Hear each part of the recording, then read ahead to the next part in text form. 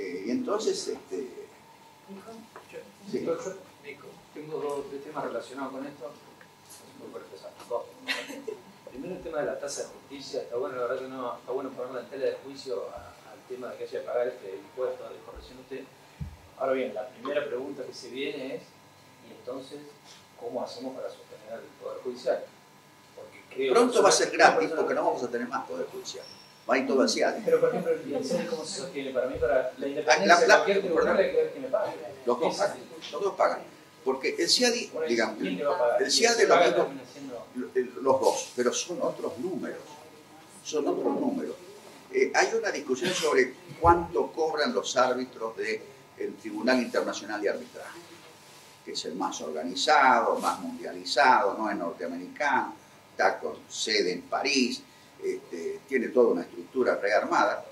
Y bueno, por un juicio de, póngale, 100, 200, 300 millones de dólares, paga cada parte $500.000, que es una moneda. A ver, tengo acá, sí va a ser. Y eso ya está. A lo sumo, si después hace falta, me puede dar 200 más, y nada más. Y con eso pagan todo, el procedimiento, los abogados, las pericias, los gastos, todo. O sea, entre pagar 3 millones para empezar, o pagar 500 para terminar, pero es regalado, es regalado. Y los honorarios de los, esto me acuerdo que se lo oía Alterini, ya fallecido Jorge, es decir, el honorario es el 0,00000, sí, es un porcentaje, pero 0,00000, tanto. O sea que le da un honorario digno, pero nada más. Los honorarios que se regulan acá jamás se regulan en CIADI, jamás de los jamás. Y así todo da plata. El titular, uno de los socios principales de un gran estudio argentino, administrativista muy importante, contemporáneo, acaba de vender su parte en el estudio, porque ahora se va a dedicar exclusivamente a los arbitrajes internacionales. Se ve que mal no le va, porque debe hacer varios al mismo tiempo, o armará otra cosa. Pero quiero decir, con esa poca plata se resuelve, y se resuelve en un par de años. Entonces funciona, punto. Y nosotros tenemos que estar 10 años, y bueno. Y un poco relacionado, ayer en la conferencia usted mencionó de alguna iniciativa en el año 2000 para regular desde el derecho internacional el tema del default del país. Dos preguntas. ¿Será viable? Y en su caso, ¿será de dónde tendría que surgir esto? Y en su caso, si tiene que tener matices o diferencias respecto a la regulación que tenemos en el derecho interno. El derecho interno, olvídese, porque el juicio va a terminar afuera. Por lo tanto, olvídese del derecho interno. ¿Cómo? Va a empezar y terminar afuera el juicio. Me Pero refiero por supuesto. al país y un manejo de países defaulteados. No. Si hablamos del default concretamente, las reglas de los contratos de crédito externo han ido cambiando con los años. Por lo general se han ido perfeccionando, ¿no? Por ejemplo, hay una cosa que se llama cláusulas RUFO, que es Rights Upon Future Offers, que eso es materia de discusión, o sea, derechos sobre ofertas futuras. Ya está regulado. Acciones de clase ya está regulado. La jurisdicción ya está regulado. En lugar donde le prestan la plata y sé dónde se firma el contrato además. Y en general ponen los tribunales de Nueva York. O pueden ponerlo de Washington, pero eso depende de cada contrato. Basta que le agreguen un poquito más. Y en caso de que esté impago, las reglas son estas y ya está. El país se obligó y punto. ¿Puedo decir una sola sí. cosa? En realidad no es una pregunta, sino es una reflexión sobre algo que en realidad usted le contestó a ella, y es sobre tu pregunta de tasa de justicia. El doctor dijo, es un impuesto, no es una tasa. Me parece que debe estar claro. No debería ser un impuesto, debería ser una tasa que sea valorada o evaluada en base al proceso en sí. Pero para eso, nosotros tenemos el dogma de que la enseñanza es gratuita. Y es gratuita si hay con qué. Y si no hay con qué, pues no será gratuita. Lo mismo la justicia, debiera ser gratuita si hay con qué, si no hay con qué. Ahora, yo le digo, para que funcione la justicia no le puede cobrar nada, ni un impuesto ni una tasa. O le tiene que pagar un poco para los gastitos. A ver, nada más. Para el café, el sanguchito, y se acabó, caramelito, y nada más. Doctor, en el acuerdo de los 3 millones que usted contó, ¿qué pasó con la tasa? En ese acuerdo que llegaron de los 3 millones de tasas. ¿La tasa se partió por la mitad o se perdió? Se perdió. Se perdió completamente. La tasa fue el arreglo. Además, la tasa permitió seguir viviendo. Claro. Y que, bueno, Poder si no, seguir no hay discutiendo. discusión. Y poder resolver cuánto pagaban. Claro. En definitiva, la empresa que yo patrociné pagó 3 millones de dólares. Porque la verdadera discusión era cuánto tenía que pagar de indemnización ella al Estado, no cobrado. Pero en el acuerdo no se tuvo en cuenta la tasa. Perdón, la empresa pagó una montaña gigantesca, multiplicada por lo que quiera de lo que fue la tasa. El arreglo que hicieron fue ruinoso para la empresa. La tasa fue una moneda, pero además injusta de todas maneras. Porque no puede ser que un tipo para seguir discutiendo tenga que pagar 3 millones de dólares para seguir discutiendo. Simplemente discutiendo cuánto iba a pagar. Pero fíjense que estamos hablando de que me van a pagar plata. Pero para seguir hablando de cuánto me va a pagar, primero me pone 3 millones de adelante. Estamos todos. Así me voy a hacer y no tengo ninguna duda que me voy a hacer. Que sea de que me condene, lo que sea, pago de entrada 500 mil dólares y no pago nunca más. Vamos a arreglar toda la cuenta. Y la tengo a la certeza en 2 años. Y para los juicios comunes, doctor, para toda esa gente que no puede llegar hacia ahí, y que necesitamos, como usted dijo, 3 poderes. Primero tenemos que cambiar los abogados y producir la prueba antes. No puede ser que produzcamos la prueba antes. Y por eso digo los tribunales administrativos, para que los abogados aprendamos. No podemos hacer un escrito sin haber producido nosotros la prueba privadamente. Y si no lo hacemos, no podemos hacer un escrito. Punto. No debemos hacer un escrito. Entonces, hagamos un tribunal administrativo, espero que nadie me pida una tasa de justicia ahí, y que se tome la primera decisión. Y luego que la justicia resuelva. Ese artículo que partí sobre los tribunales administrativos como nueva forma de división de los poderes, eso implica la administración no dicta más sino normas generales. El primer acto particular lo dicta un tribunal administrativo. Por lo tanto, un tribunal jurisdiccional, imparcial e independiente. Y luego con revisión judicial. Y ese tribunal imparcial e independiente, que no puede ser un órgano regulatorio, sino que es un órgano de adjudicación de decisión, tiene que cumplir con el debido proceso y con el tiempo. Las leyes, por ejemplo, en Canadá, que para mí es el mejor sistema que hay, por lo menos el más competitivo para nosotros, me dicen, mire, usted tiene que tener sustento fáctico en lo que decida, tiene que haber oído las partes, tiene que dar motivación suficiente, tiene que esto, tiene que lo otro. Haga usted como quiera. Hágalo por escrito, hágalo oralmente, hágalo mezclando, asuma la función así o asuma la función así. Hágalo como quiera. Lo único, cumpla todo esto del debido proceso, como para que un tribunal no se lo invalide por falta de debido proceso. Y esto tiene 1 año. Y el tribunal administrativo se tiene que arreglar. Y la justicia mira a ver qué tal lo hizo. Generalmente, si cumplió con el debido proceso y trabajaron bien, ese está bien, pero le queda revisión judicial. Y no le queda producir prueba nunca. La hizo antes de empezar. Y este es un problema de los abogados. No queremos producir la prueba antes de empezar. ¿Por qué? Porque tenemos que jugarnos nosotros. En decir que son discusiones largas. Los abogados en general y los contadores tampoco no quieren hacer la prueba antes. Punto. Y a mí me cuesta discusiones feroces para decir que yo no doy un paso si no tengo la prueba producida previamente, que no hay gran cosa, pero es algo. Bien. Doctor, entonces, a ese órgano, a este tribunal tenemos la actividad regulatoria de la administración, un tribunal que dicta el acto administrativo decisorio y después la revisión por parte del Poder Judicial. El Poder Judicial, cuando revisa con la prueba y el derecho ya producido en sede administrativo. ¿Podría ordenar alguna prueba más el tribunal? Puede hacerlo. Le doy el ejemplo del Tribunal Administrativo de la Organización Internacional del Trabajo. Es el más antiguo del mundo, el 20 y pico se creó. En aquel momento había un juez inglés. Los ingleses se toman muy en serio el debido proceso. Entonces, toda decisión que venía de un organismo internacional que no hubiera producido toda la prueba, la anulaba. Punto. ¿Falta posible? La anulaba. Ahora, en la fórmula quedó siempre, y llega a este tribunal el tema tal, el primer renglón, sobre la cuestión de si abrir o no aprueba el expediente, el tribunal resuelve no abrir la prueba. Punto. Está bien, no hay revisión pública, esa es la decisión definitiva. Pero todavía queda, o sea, si quiero abrir la prueba. Pero en realidad, si tengo que abrir la prueba, anulo todo. Entonces, como parece que está producida todo, no habrá prueba. O sea, pero es un renglón, no se gasta más energía que un renglón. Con lo cual, el expediente, otra cosa, acá se horroriza todo el mundo. En el mundo, en serio, la gente hace demanda, contrademanda, réplica y dúplica. Son 4 vueltas. No hay lugar en serio donde no se haga así. Lo mismo oral, 30 minutos uno, 30 minutos el otro, 10 minutos uno, 10 minutos el otro.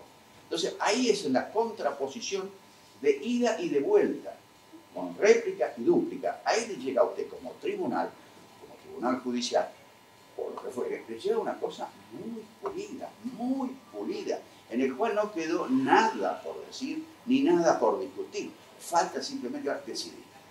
Entonces, el tribunal tiene que ser el que decide, no el que produce la prueba. Eso es una locura. Y por eso tardan 30 años en los juicios, porque siguen produciendo pruebas hasta el hartazgo, ¿no? Y además no lo hacen bien. Porque entonces, la administración, esto me ha pasado como abogado. Escúchenme, juicios que perdí. Yo voy a contar uno, simplemente, sin decir cuál caso era. Yo estaba produciendo la prueba en el juicio. Y el fiscal de Estado, amigo, me dice, así que seguís produciendo pruebas. Y se ríe, dice, ¿por qué no desistí directamente? Eso lo decía cada vez. Y yo decía, este irresponsable va a perder el juicio porque no hizo nada de prueba. Y yo estoy produciendo todas las pruebas. No, lo que pasa es que él ya sabía que lo ganaba porque había hablado con los jueces. Entonces, ¿para qué se va a gastar?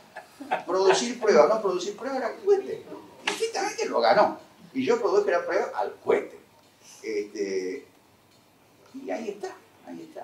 Eso es otra vez la calle. El tipo que habla con el juez y sabe cómo viene la mano y se maneja. Y esto, Gordillo, vos no sabés esto. Yo le hablé. Y el que gana soy yo. La independencia del Poder Judicial respecto al Poder Político. Sí, digamos que sí, pero Carrió decía, el procedimiento judicial no es ni escrito ni oral, es conversado. Todo se conversa. Ahora, el tema de las conversaciones, cómo son y con quiénes son, y lo saben los que están adentro. Y van cambiando de uno a otro. Yo con uno de los jueces, como se hace poco, camarista, que me ha resuelto casos, yo sé que no voy a hablar jamás. Puedo almorzar con el tipo, como hoy hablamos de cosas. Fue el que me contó. Vas a resolver a conciencia, no, sí, quédate tranquilo, no voy a tomar. Entonces, bueno, ese tipo, charlando con él, le cuento de otro caso que tengo, no identifico qué, que el abogado lo fue a ver al juez y le dijo tal cosa, porque era amigo. Dice, hay que ser muy amigo para ir a decirle eso al juez. Bueno, y el juez hizo tal cosa. Hay que ser muy amigo, me dice el amigo mío, como diciendo, muy amigo. Todavía dentro del marco de la licitud, pero muy amigo. Entonces, bueno, estas son las conversaciones adentro. Por ejemplo, los jueces entre ellos hablan todos, conversan todos. Los jueces federales se reúnen, a veces en tiempos agudos, una vez por semana.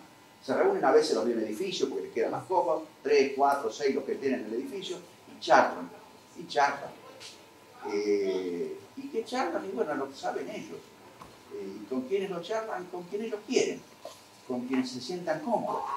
Y a veces acuerdan o simplemente consenso, o sea, están de acuerdo en algo. Y de paso cada uno como le parece lo que quiera. Pero previamente han conversado, en palabras de Carlos. Y los jueces conversan. Los de una instancia con la siguiente, los de arriba con los de abajo, los de costado con los primos, con los hermanos. Se habla mucho.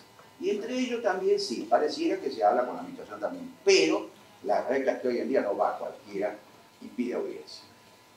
Porque le puede ir mal. Hay que ser muy amigo. Muy amigo. ¿Eso dice Buenos Aires en la justicia federal o por qué jurisdicción habla en general? De ninguna que quiere. Eso es lo que se aprende en la vida. Y, digamos, de la subsistencia de uno depende de la discreción que tenga. Si uno habla demasiado, se queda sin información. Si uno no habla tanto, recibe más información. Entonces hay que encontrar el equilibrio entre qué puede uno contar. Yo no puedo contar, fulanito de tal hizo tal cosa. Se lo puedo contar en un almuerzo a alguien. Y aún así no le digo quién. Le digo, un amigo mío le dijo al magistrado, que era amigo de, hay que ser muy amigo. Y ahí queda. Ahora no deja la sensación de que se hará justicia en todos los casos. No, es la justicia, es la justicia. Lo que pasa es que nosotros en la facultad nos enseñan algo que no es cierto. Yo creo que la cuento siempre, una anécdota que es de mi tiempo de estudiante que ya era vieja, o sea, debe tener 100 años el cuento. De un camarista federal que iba a la Facultad de Derecho y le encantaba ir a dar clases. Dice, porque así sí que hago Derecho en la facultad. Y le pregunté, pero usted es camarista, ¿no? ¿Y allá qué hace en la cámara? Pregunta, ¿qué hace? Y bueno, hago lo que se hace en la justicia, que es más o menos no lo que cuento en la facultad. Y bueno, ¿por qué no cuenta en la facultad lo que hace en la justicia? Y no se puede contar. Bueno, pero esa es la verdad. O sea, lo que hace realmente, eso es lo que es la justicia. Y todo lo otro son fantasías, son cuentos de hadas, no sirve para nada, porque no entra en juego para nada la resolución del caso. Yo digo, muchas veces en el trabajo yo veo sentencias, y digo, si la sentencia es buena, no habla nada de derecho. Ojo, si la sentencia es buena, no habla nada de derecho. Cuando empieza a hablar de derecho, porque está mintiendo y de la porque está hablando al juez. Porque lo que importa son las pruebas y los hechos. Si me habla de la prueba y de los hechos y llega a una conclusión, digo, esta es una buena sentencia. Si empieza a hablar de derecho, te atrapó. Hay veces hay sentencias bien construidas que tienen las dos partes. Hay un fallo que lo cito en la Introducción al Derecho, de Scotch Whisky Association Limited. Había la discusión de si una marca de whisky local estaba infringiendo o no la patente de una marca de whisky escocesa. Bueno, el fallo lo hace uno de los camaristas y la vienen los demás. Como el tipo es un camarista muy serio y trabaja muy serio, se permite el lujo de hablar en broma, en el fallo. Entonces cualquiera le diría, mirá, che, no hagas esto, pero me he divertido un poco. ¿Por qué crees? Lo cual está divertido. Está en el fallo y salió el fallo. Excelente fallo, aclaro, El tipo dice, mire, cuando vi el tema whisky, esta era mi. Así es bien. Me dediqué a comer al supermercado, me compré todas las marcas que encontré. ¿Será cierto? ¿Será verdad? El tipo se está divirtiendo, no hay ninguna duda. Eso es la función judicial. ¿Y por qué no se va a divertir, pobre hombre? Si hace el trabajo bien. ¿Se compró tonto la clase de whisky? No creo. ¿Pero se divirtió? Sí que se divirtió. Entonces empieza a analizar el tema de la posible conclusión de una marca u otra. Como vamos a recorrer todos los supermercados, eso también no es prueba válida, por supuesto. El tipo se está divirtiendo. Entendámoslo, ¿por qué no se puede divertir un juez? El tipo se está divirtiendo. Y va analizando las etiquetas y la posibilidad o no de confundir por un dato de la etiqueta que era igual que la etiqueta escocesa. Es imposible, totalmente imposible confundirse una etiqueta con la otra. Cuando uno va llegando, un fallo largo ahí, llega a la mitad de los hechos. Uno diría, si es imposible confundir las etiquetas, no hay problema jurídico alguno. Por la duda, me salteo toda la parte de derecho, voy al final, sí, se rechaza la demanda. Ahora bien, ahí había 20 páginas más. ¿Hacían falta? No hacían falta en absoluto. Pero había que darle trabajo a los demás del empleado del juzgado o de la Cámara. Entonces empiezan, en materia de patentes y marcas, y empiezan a escribir páginas y páginas copiando información, y fulano dice, y mengano dice, y la Cámara dijo, y la Corte dijo, y el otro dijo, y dijeron, y como le expliqué antes, no se confunden las etiquetas, así que no tiene razón. Todo eso está escrito de más. El que lo lee es un tonto. Pues no entiende que el derecho no funciona así. El fallo es excelente, pero termina con la explicación de los hechos. No hay que decir nada más. ¿Para qué le voy a explicar el sistema de patentes si no se confunden las etiquetas? Ahora, hay veces que hay un fallo, que lo cito también en Introducción al Derecho. Ese libro, léanlo. Yo lo llamo en mi conciencia Éxodo del Derecho. Se llama Introducción al Derecho, está gratis en internet y lo pueden encontrar si quieren hacer plata. La ley, un librito chiquito, carísimo, como todo de la ley, y yo no cobro nada, así que ni siquiera me están dando un peso. Además son de la fundación los pocos pesos. Bueno,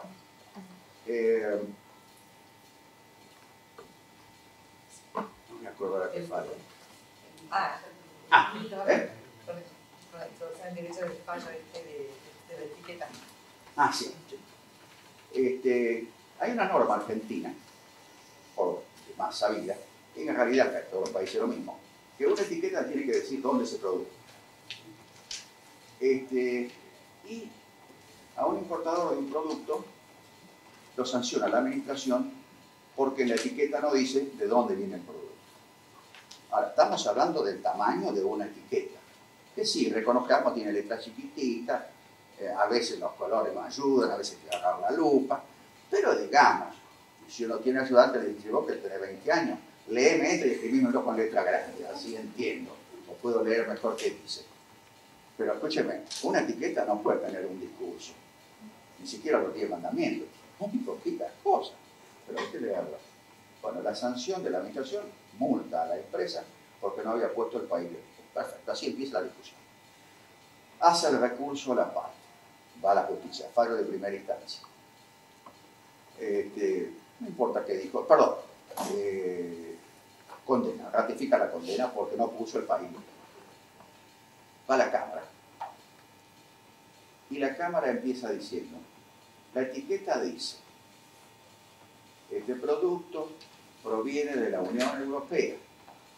Y dice algunas cosas más pavadas. ¿Eh? Todas estas cosas ponen aroma de frutilla con un poco de mostaza. Se compone los vinos, ¿no? ¿Y esto de dónde le salió? Ah, pero le deja un regusto. Ah. Bueno, entonces, algunas pavadas más de la Comunidad Europea, que se lo cuna de la civilización, como quieran, coma Toledo, coma España. Había que leer el cachito ese de papel. Decía el país de origen. Solo que no lo leyó ni la administración ni el abogado de la parte. Que se comió que la etiqueta así decía. Y dice, no, pero cuando dice la Comunidad Europea está bien, porque se entiende. Comunidad Europea, bueno, que algún país en serio vino. Sí, pero vino a un país que no es en serio, donde no leen ni una etiqueta. Y llegaron a la Cámara por no leer la etiqueta, ninguno. Ni la administración ni el abogado de la parte. Y la Cámara tuvo que decirle, sí, Comunidad Europea, coma, taninos, con un regusto a tal cosa, coma Toledo, coma España. 2 renglones total. ¿Era mucho trabajo? Sí, fue mucho trabajo. Entonces, los hechos, después de eso, ¿qué más hay que hablar? Hay que decir algo de, nada, la etiqueta se acabó el caso, terminó el caso. No leyó la etiqueta, perdió el caso. Leyó la etiqueta, ganó el caso. Entonces, todo el derecho que viene de más, una vez que se aclararon los hechos. Es muy difícil que haga falta recurrir al derecho porque haya realmente una discusión. Lo que hay es relleno, que es otra cosa. Relleno, perdónenme, para la tribuna. Para la tribuna. Yo a mí en el diario La Ley me llegaban infinidad de fallos que a algunos le habían interesado. ¿Por qué? Porque eran como un artículo de la facultad. Pero eso no es un fallo, eso es un artículo de la facultad. Y hay veces que el que firma el fallo se quiere dar el gusto de hacer un artículo. Y aprovecha el fallo. Y dice, bueno, y como dice fulano y mengano, y yo que de esto sé mucho, bla, bla, bla, bla. Y escribe lo que se le da la gana. Hay fallos penales, 900 páginas, sin citar nada de derecho penal. ¿Qué hacen en las 900 páginas? Y discuten los hechos. 900 páginas. Ahora vuelvo otra vez. 900 páginas, escribe un solo tipo, por favor, lo escribe un equipo de gente. La Procuración del Tesoro de la Nación, que lleva los juicios iniciales. Yo una vez tuve que ver, lo nombran Procurador del Tesoro, a un amigo, el viernes, y ese día se entera que el lunes tiene que contestar una demanda que ya está preparado el borrador. 900 páginas la contestación de la demanda. Entonces llama a varios amigos, que denme una mano, ¿qué hago el lunes? Ninguno sabíamos que éramos varios consultados, yo fui uno el consultor. Y bueno, yo me comí las 900 páginas, por supuesto que me dediqué lo mejor que pude. Y con eso tuvo que hacer lo que hubo que hacer, es eso, más o menos. Cada uno le habrá dicho algo distinto y él tuvo que decidir, bueno, esa es la realidad de la milanesa. ¿Le gusta, no le gusta? Bueno, lo nombraron el viernes, tiene que firmar el lunes. ¿Y quién manda? Y el equipo que trabajó. Entonces, ¿qué usted dice definitivo? Bueno, ¿corrijo o no corrijo esto? Y esa decisión lo que no puede hacer es no firmar. Algo tiene que hacer. Ahora, esos escritos de 900 páginas son comunes. Ahora, ¿quién los hace? Un equipo que lo puede decir, ese fallo lo escribí yo. Bueno, a un amigo le puede decir, el puntito tal es mío. Pero no lo puede decir en público. Y el que firma no tiene más remedio que decir, lo escribí yo. Pone cara seria, no se ríe y dice, lo escribí yo. ¿Quién quiere que lo escriba si no? No le queda otra. Ahora en la corte hay 200 tipos con nivel de camarista o de juez trabajando. La pucha, qué ordenanza caro que tiene en la corte. santos tipos para traer café y llevar los expedientes. No, hombre, son los que estudian los expedientes y hacen los proyectos de sentencia. Después, todo un proceso interno muy complicado. Cada juez de la corte después tiene su propio, más los 200. Bueno, ahí está, las cortes son 200 personas, algunos le llaman la corte joven. No, el que está en la cabeza manda, pero los 200 tipos ven los expedientes. ¿Y qué vende los expedientes? La prueba. Y a veces uno se entera de algo, a veces no. Una persona que trae en la corte es amiga mía, por lo tanto he perdido todo contacto con ella. Pero una vez me llama, como yo la conozco y ella me conoce, sabemos ambos los límites de la relación y cómo interpretar lo que se dice y lo que se escucha. Entonces ella me dice una cosa, yo me limito a escucharla, a decirle gracias, nada más. Lo implícito será de ella y mío. ¿Qué me dice? Que ella tiene en su despacho a revisión del expediente mío en ese momento y está revisando la pericia. Yo decía, la pericia, los números, está revisando en la Corte Suprema de Justicia de la Nación, los números de una provincia. Bueno, eso es lo que estaba haciendo. Y tiene la delicadeza de avisármelo con el mensaje implícito, quédese tranquilo, lo voy a mirar bien. Pero me está diciendo que los números los está revisando una de las 200 personas que trabajan en el Poder Judicial. Ahora, también lo veo como crítica. O sea que la Corte Suprema como cuerpo revisa también los números de una pericia. Y les dice que no son cuarta instancia, recontra cuarta instancia, recontra plena instancia. ¿Está bien eso? Y no sé, yo diría que sí, que no, depende. Pero también los años se le van así, se le van los años. Se le van los años. Y mientras tanto el cliente se murió de todo esto. Y se para quién. ¿La justicia lenta es justa? ¿Cómo? ¿La justicia lenta es justa? No, es que le digo más. El fallo se ganó en la Corte. Pero cuando llegó el momento, la Corte de la provincia no fue suficientemente estricta en exigir el cumplimiento y nos mandó a negociar otra vez con la municipalidad, cuyo intendente nos dijo, este problema es de hace 20 años, yo no tengo nada que ver con este expediente. ¿Yo cómo voy a asumir? Por supuesto le puso palabras políticas, ¿no? Grandilocuente. ¿Cómo voy a asumir ante la sociedad de la municipalidad tal pagar esta bomba que nos dejaron hace 20 años? Yo solamente puedo hacerlo si puedo mostrarles algún claro beneficio para la comunidad. ¿Cuál era el claro beneficio? Con una quita del 30% y pago en cuotas sin actualización e interés. Y bueno, ¿qué tengo que hacer? Y cobró una plata no hay derecho. Entonces, ¿qué cobró? Y menos del 30%, bueno, menos del 70% de lo que le correspondía en un juicio en el cual, en realidad, muchas cosas no nos habían sido dadas, muchas cosas que pedimos no entraban en la cuenta. Entonces, eso alcanza, al tiempo no la alcanzó, casi murió, punto. Sí, yo una vez escuché mucha crítica por un artículo que yo hice cuando hacía notitas en la ley de 10 renglones. Que eso fue una novedad que la quiso hacer Colón, lo que llamaba las notas de Alós. Entonces yo me acuerdo que le hice una punta para ver cuál era exactamente las que me gustaban más, que era lo que quería. Y finalmente, bueno, el que tomaba las decisiones, que tampoco era Colón, le gustaban las más impactantes. Entonces, ¿cuáles se adjudicaban las más impactantes? Entonces, me acuerdo que una se llamaba 4 muertes, 200 pesos. Porque era la multa que marcaba una reglamentación de navegación cuando hay muertes en un accidente marítimo o fluvial. El reglamento dice que cada muerte vale 50 pesos. 4 muertos, 200 pesos. Esa fue la decisión que tomó el tribunal. Cada muerto, 50 pesos. Es una locura total. Pero bueno, el tribunal no tuvo la viveza de decir esto es una locura y lo voy a fallar así. Algunos jueces ya se avivan y cuando van a hacer alguna locura dicen esto es una locura, pero bueno, lo firmo, ¿no? Porque no encuentro solución. Otra. Otra es morir de viejo esperando justicia. Se me enojaron los autores del fallo. Pero lo cierto es que el tipo se murió de viejo sin haber salido la sentencia. Cuando salió la sentencia dándole la razón, el tipo estaba muerto. Fulano tal que en paz descanse ganó el juicio. Dice, ¿por qué sí?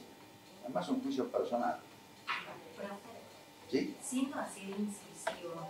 Más fuerte, por favor. Siendo así de incisivo, de honesto, ¿nunca tuvo problemas con expresar sus ideas? ¿Con quién? Con expresar sus ideas.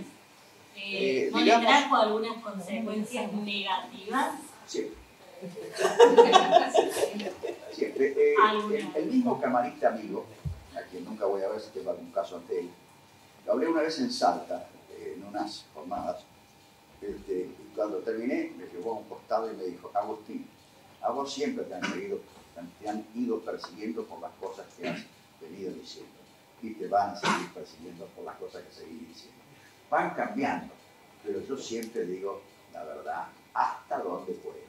No cuento, no individualizo personas, no cuento demasiados detalles, pero cuento un poco las cosas como para mí. Siempre hay algo que se nota, siempre, siempre. Y se pagan precios. ¿Cómo no? Se pagan precios. Agustín, hay un aspecto que ha sido siempre relevante por lo exclusivo de su obra, y que ha puesto siempre mucho énfasis en el método del derecho. El único autor del derecho administrativo que se ha preocupado mucho del método, como sistema, como camino, como procedimiento, no que ayudan sino que ayudan a un bien resolver, reduciendo la chance de equivocarse. Sigue siendo muy importante el método, porque escuchamos que todo esto son, en definitiva, aspectos del método, como un mecanismo de pensamiento, como proceso. Sí, yo digamos que suelo enfatizar la introducción al derecho. Repito, es el exo del derecho, es al final del derecho que me queda en resumen.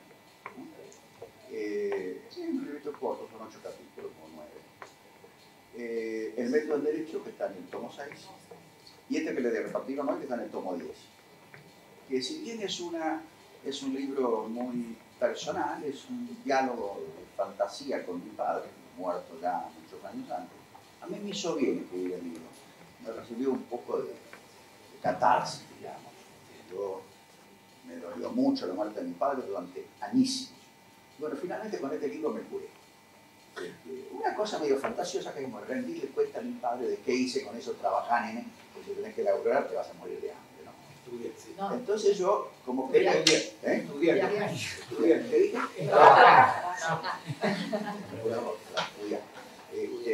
Y entonces, bueno, es una suerte de rendición de cuentas a mi padre, ¿no? Es una fantasía. Pero ahí yo cuento muchas anécdotas. Del trabajo, de la facultad, del aprendizaje, de la enseñanza. Y la gente, a algunos les cae como problemático que en algún momento hablo de la muerte real de mi padre. Y entonces algunos que tienen todos tenemos algún problema, de pronto no pueden seguir leyendo, ¿no? Entonces es un libro que a algunos les resulta difícil por el tema de la autoevocación de alguna muerte en la familia, ¿no? Y otros salgan por el lado automático. ¿Por qué no hablas de tus hijos? ¿Por qué no hablas de tu mamá? Mira, le escribí un libro a mi padre. No puedo hablar de mi padre, puedo hablar de mi mamá, de mi hermana, de mi tío. Pero bueno, yo ese sugiero leerlo, por las anécdotas. Hay un capítulo de anécdotas profesionales que es indispensable realmente. El problema es que son las cosas que venimos de la facultad y nos dicen que es otra cosa que hay que parar. Entonces parece que perdemos el tiempo cuando escuchamos anécdotas de la profesión. Parece que eso no sirve para nada. Sí, eso sirve para el trabajo de cada día. Y cuando uno está estudiando derecho, está perdiendo tiempo, la verdad. Y eso, por supuesto, me lo cobran después. Me hace acordar cuando también leí la biografía y escuché la historia de J.K. Rowling, la que usted citó ayer, la de Harry Potter, Sí. la de Harry Potter, que también habla mucho de su trágica vida que tuvo y del método que eligió para escribir esta saga que empezó, que nadie le creía, que ninguna editorial se le quería comprar. Y el último, el número 7, dice que ella contrató el hotel más caro, la suite más cara del hotel de Edimburgo, enfermo, para escribir durante 7 meses este libro a través del método que ella quería sin que nadie la ayude. O sea, como el fallo, solamente ella elegir romper toda la prueba que tiene mucho que ver con su realidad. Yo yo no conocía nada de Harry Potter hasta que la leía a ella, su vida de ella, y ahí vi cómo ella hace toda esta relación de esta fantasía con un determinado método y llega a esta saga que tiene mucho que ver con la realidad, pero ella decide hacerlo absolutamente sola para que sea su reflejo, sin la ayuda. Y por ese libro ganó más de $1.000 millones. En algún momento, no sé cómo se habrá invertido. Si fuera como Bill Gates, tendría 10.000 ahora. No, creo que es una de las personas más ricas. Creo que es la escritora mujer más rica del mundo. Y $100.000 millones. Es buena cantidad de dinero. Profe, dentro de su biografía, de la realidad del libro ese, habla sobre la pobreza y dice en una parte que no todo el mundo sabe respetar la pobreza del otro. Ahora mi pregunta es, su opinión sobre cómo trata el derecho administrativo a la pobreza. Yo siento que en un punto a los administrativistas les cuesta abordar el tema de la pobreza como si fuera algo externo del cual nadie es responsable. O sea, o está la responsabilidad en el pobre o en el sistema como si fuese algo ajeno a ellos. ¿Usted qué piensa sobre el tema? Es lo mismo que escribí para Ushuaia y que le distribuí hoy. ¿Hablamos de la profesión o hablamos de otra cosa?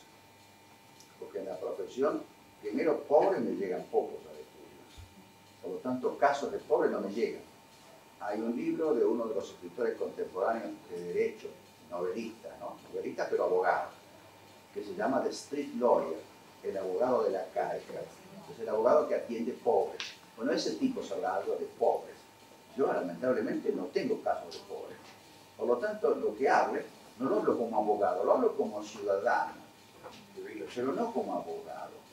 Como abogado solamente puedo saber como operador del derecho las cosas que yo hago. Y si yo hago casos de pobres, puedo hablar de pobres. Si no hago cosas de pobres, no puedo hablar de cosas de pobres. Salvo como ciudadano. Como ciudadano digo lo que se me dé la gana, pero como ciudadano, como entrevista, hablo como operador del derecho, no puedo hablar de otra cosa que lo que hago. Pero no es triste entonces reconocer que gente vulnerable no puede acceder a la justicia. Mire, yo tengo otra preocupación, es triste que la gente se muera. Todos nos morimos, pero no sé, es una hipótesis. Es una hipótesis. Lamentablemente mi padre se murió, mi hermana se murió, mi madre se murió y quizá no muera yo también. Eso me pone muy triste. Soy sincero, me pone muy triste. Pero no le pone triste que algunas personas no puedan acceder a la justicia. Si usted me pide la opinión como ciudadano, le digo sí. Ahora le voy a decir, el problema es 100 veces más grave. Mucho más triste me pone que los abogados no entiendan que la profesión es lo que es. Y que se pongan a hablar de derecho en vez de la profesión. Usted me saca otra vez el tema de la pobreza. Yo digo, ¿qué tiene que ver con el ejercicio de la profesión de abogado? Salvo que sea un abogado del pobre, un street lawyer. Y hay gente que lo hace. Bueno, a él habrá que preguntarle qué opina. Y él nos dirá, con la experiencia que tenga, cómo es el tema del derecho de los pobres. Pero tiene que hablar alguien que se dedique a eso, que sepa de eso. Yo lo que sí sé es que el derecho no es lo que la gente dice o se le ocurre sobre cualquier tema, sino lo que hace. De eso puede hablar, de lo que hace. Yo lo que digo es, ojo, no confundamos la operación del derecho con enseñar el derecho o preocuparnos de todo. Por supuesto que no podemos preocupar de todo. Bill Gates se le da por ocuparse de la pobreza en el mundo subdesarrollado. Ahora, ¿cómo se ocupa el de la pobreza? ¿Le va a repartir plata? No. Le va a reducir la mortalidad infantil. ¿Cómo? Viendo de crear nuevas vacunas y cómo las aplica de modo que le lleguen a todos. Y de pronto, en Bill Gates, el drama de los pobres es el drama de los chicos que se mueren antes de los 5 años en África. Y para eso hay que vacunarlos. Y cuenta un país que las fronteras internas estaban mal definidas en la cartografía y por lo tanto le quedaban siempre huecos que no vacunaban. Y entonces, bueno, tuvieron que hacer cartografía aérea en todo el país de vuelta para definir las regiones para vacunar totalmente a la gente, porque si no la vacuna no sirve. Bueno, eso es preocuparse por los pobres. ¿Quién? ¿Cómo se preocupa? Con cartografía. O sea, el derecho no es una aspiración, ilusión. no es una doctrina, es desempeño profesional. Entonces cuando Bill Gates le dice, mire, el problema es, como llego con la vacuna a todos, está hablando de lo que sabe. Y van a decir, y el problema es que, no sé cómo se llama, un grupo terrorista, me mató 8 vacunadores. Gente que cuando va a vacunar sabe que se juega la vida. Y cómo le damos seguridad para que el tipo pueda vacunar chicos sin que lo maten. Bueno, ese está hablando de pobres, pero está hablando de pobres de lo que conoce, de lo que hace, de lo que no está haciendo. No puede hablar como abogado. No puede hablar como abogado. Todo siempre insisto lo mismo, como abogado. Son los operadores del derecho. Todo lo demás es hablamos como ciudadanos o como profesor de derecho. Los profesores de derecho tienen libertad total para hacer lo que les dé la gana. Pero ojo, no es después lo que se usa en la profesión. Y yo puedo, si quieres, mentir de la pobreza, pero yo nací en la pobreza. No, que no necesito contar, ya me la sé. Quiero aportar que acá en la justicia de Córdoba existe un programa de asesorías móviles donde hay equipos de abogados, de asesores que van de camionetas a barrios marginales, a lugares de pobreza manifiesta, donde se procura, uno de los lemas de la justicia de Córdoba es justicia más cerca. Y hay algunos intentos de aproximar la justicia, de tener asistencia en casos de violencia doméstica y demás. Hay una política pública desde el Poder Judicial para tratar de asistir. Obviamente los resultados no son a lo mejor todo lo que uno espera, pero hay una decisión, hay una política implementada para llegar un poco más hacia los sectores vulnerables. Tengo una pregunta. Hay otra política, doctora, también de el lenguaje claro, ¿no? Estoy pensando, todo lo que usted me ha dicho hasta ahora, imagínense, soy profesor de trabajo en el Poder Judicial. Me ha roto todas las estructuras que tenía antes, pero me quedé pensando dentro de la política del Poder Judicial, que habló recién la doctora. Otra de las políticas es crear un lenguaje claro, un lenguaje que pueda llegar a la persona que va a leer la sentencia. Hay un ejemplo de uno de los integrantes de este tribunal para el lenguaje claro, que es una camarista penal, que cuando escribió una sentencia hacia 2 menores que habían sido abusados sexualmente, les explicó en la sentencia, no sé si a lo mejor sea el lugar mejor, pero a lo mejor esos niños cuando lean la sentencia les llegue, que lo que le había pasado a ellos es que ellos eran víctimas. Habían sido víctimas y que no debían avergonzarse. Creo que a lo mejor sea una buena política. Nada más quería comentar. Sí. Doctor, acá yo le hice la pregunta por medio del Tribunal Administrativo. Justamente ese que tocó el tema de la pobreza. Como abogado, supongo que alguna vez hizo también un amparo de salud, alguna vez. Digamos, lo de mi profesión que cuento está en el libro. Digo acá, como lo digo en el libro, yo nací en la pobreza. No en la miseria, pero en la pobreza. Mi padre lo aprendió en la escuela primaria. Yo lo estoy diciendo mucho. Así que yo lo que le puedo hablar es lo que yo viví. Hablar de la vida de otros, de esto sé bastante. Ahora, tomando esto de acercar la justicia, ¿no? ¿Qué justicia le ofrecemos? Por ejemplo, una cosa es que las personas se enteren que tienen derecho a, por ejemplo, recibir un medicamento de un hospital público o de alguna manera. Perdón, más despacio porque me pierdo, ¿eh? Bueno, como dice, de justicia más cerca, ¿no? A la pobreza. Bien. Yo le digo a la persona pobre, bueno, tiene esta opción, pero capaz que en ninguna de esas opciones, que son las que están legisladas, le sirve. Entonces yo pensaba que la creación de un tribunal administrativo para las cuestiones de derecho de salud, más que nada, estaba hablando de yo le por contesté. esa parte. Por esa parte. Le contesté. Sí, Por medio. que puede ser, tiene que ser independiente. La cuestión es, Pero además de un trabajo también. Sí, lo leí muy a vuelo de pájaro. Bueno, yo en cambio lo leí bien. Yo sé, Los pobres, ¿no? Todos hablamos por encima. Poner el ojo y no lo ponemos tanto. Porque la verdad, yo oigo la palabra pobre y digo, pero alguno de ustedes fue pobre realmente, porque yo lo fui, levanto la mano. Los demás, ¿quién habla de los pobres? Yo fui pobre. ¿Para qué tengo que hablar de los pobres? Tengo conocimiento de hecho de muchas cosas, pero no es el lugar para eso. Por eso no es mi lugar, entonces. O sea, vamos a hablar de los demás. Pero sí hablando del derecho. Estamos hablando de una El posible derecho es una creación. cosa operativa. Si usted se ocupa de pobres, puede hablar de eso y estamos en tema. Si usted no se ocupa de pobres, no podemos porque no sabemos. Puede hablar el que se ocupe de eso. Esto es lo que yo me interesa destacar. Una cosa es hablar en general y otra cosa es hablar de lo operativo, de lo que el derecho realmente de cómo funciona. Y eso pueden hablar los que están en la justicia, o en la profesión, o en la magistratura, o en la administración pública, haciendo eso. El que se ocupe de trabajar con los pobres puede hablar de los pobres, los demás no, porque los demás están hablando de la luna de Valencia. Yo he tenido, litigado, he defendido a pobres y también estoy ahora en otra Bueno, parte. yo no. Bien, pero del lado de operador jurídico, la viabilidad de un Yo tribunal. no soy operador jurídico de la pobreza. No trabajo con pobres.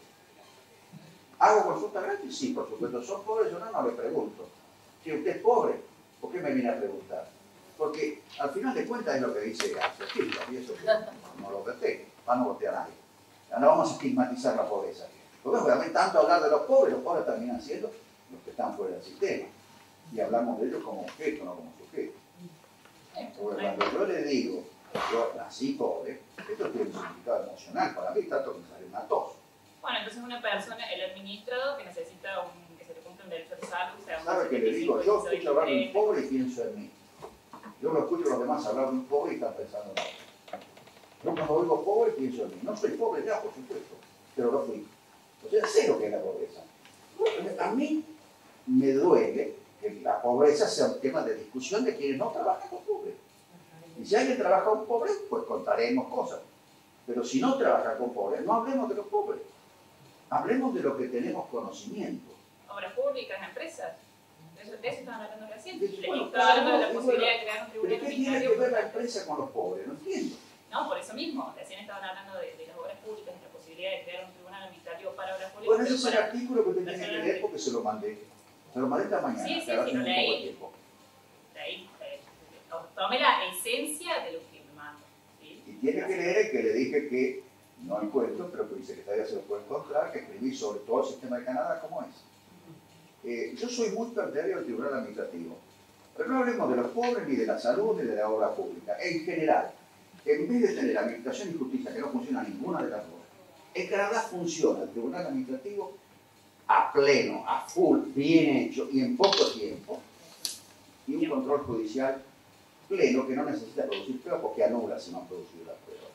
Y los otros, como saben que van a anular, entonces la producen. O sea, la administración pública es muy útil y tiene recursos que la justicia no tiene. Y tiene flexibilidad que la justicia no tiene. La administración pública, un tribunal administrativo, siempre digo no, puede producir la prueba de urgencia como se le dé la gana. Y luego dirá a la justicia si está producida toda y si está hecha bien o no. Y si está hecha bien, está toda la prueba producida, va a decir que está bien. Va a pedir solamente a ver que sea coherente, que sea consistente, que no se contradiga con otros fallos. Y nada más. Eso funciona en Canadá. ¿Cuántos tribunales tienen? 5.000. Algunos tribunales tienen cientos de jueces. Usted dice, ¿cómo? ¿El tribunal tiene 100 jueces? No, hay cientos de jueces. Cada uno de los cuales resuelve asuntos. Y los resuelve con esas condiciones. Audición penal de la prueba, etc. Ahora, eso funciona en Canadá. Canadá es un país desarrollado. Ahora, acá, si no aprendemos primero a reconocer la realidad, estamos fritos. Y la realidad es cómo funciona, no cómo decimos, imaginamos o queremos que funcione. ¿Cómo funciona? Mal, no funciona. ¿Por dónde empiezan a funcionar mal? Por los abogados. Porque los abogados no quieren hablar de la prueba. Y si los abogados hablamos siempre de lo que no conocemos experimentalmente, no vamos a aprender nunca. Podemos hablar de lo que sé y discutir si lo hacemos bien o mal. Yo estoy convencido, porque lo dije a todo el mundo, y yo ya unos cuantos años resistiéndome a cumplir con esa hipótesis que dicen, yo la niego totalmente, desde la que morirse. Y yo lo voy comprobando siempre, hace 60 años que lo compruebo eso, de que así funciona el tribunal administrativo. Esto que tenemos, 60 años veo que no funciona. No, yo no quiero privar de trabajo a nadie, le digo que si quieren que esto funcione mejor, ahí quieren un modelo que funciona. Los ingleses hacen más o menos lo mismo, lo llaman de otra manera, muy al estilo inglés, no generalizan nada, hacen una ley para cada caso. Los Estados Unidos tienen un sistema que lo llaman de otra manera, bueno, después a mí es otra cosa distinta, pero también a su manera lo hacen. En todos lados hay mecanismos que no son los que tenemos nosotros. Y nosotros, el modelo, por decir así, español, que es el que más usamos, los españoles lo hacen andar mejor que nosotros. Nosotros peor que los españoles. Ahora, si no logramos hacerlo funcionar, ni siquiera según el modelo original español, que a su vez está copiado de otros europeos y es muy antiguo, ¿por qué no tomamos estos sistemas que vienen de otros países, los cuales andan? Ahora, yo le digo, y esto sí para mí es categórico, y lo veo siempre en los diálogos. Por eso me interesa esto, hacerlo. Porque es la discusión puntual y concreta, persona a persona. Es la única forma de si nos convencemos de que una cosa es hablar de lo que debiera ser y otra cosa es hablar de lo que es. Lo que debiera ser es un tema, ¿cómo no? Lo que es otro tema. Es lo que le pasaba al camarista que era profesor de la facultad.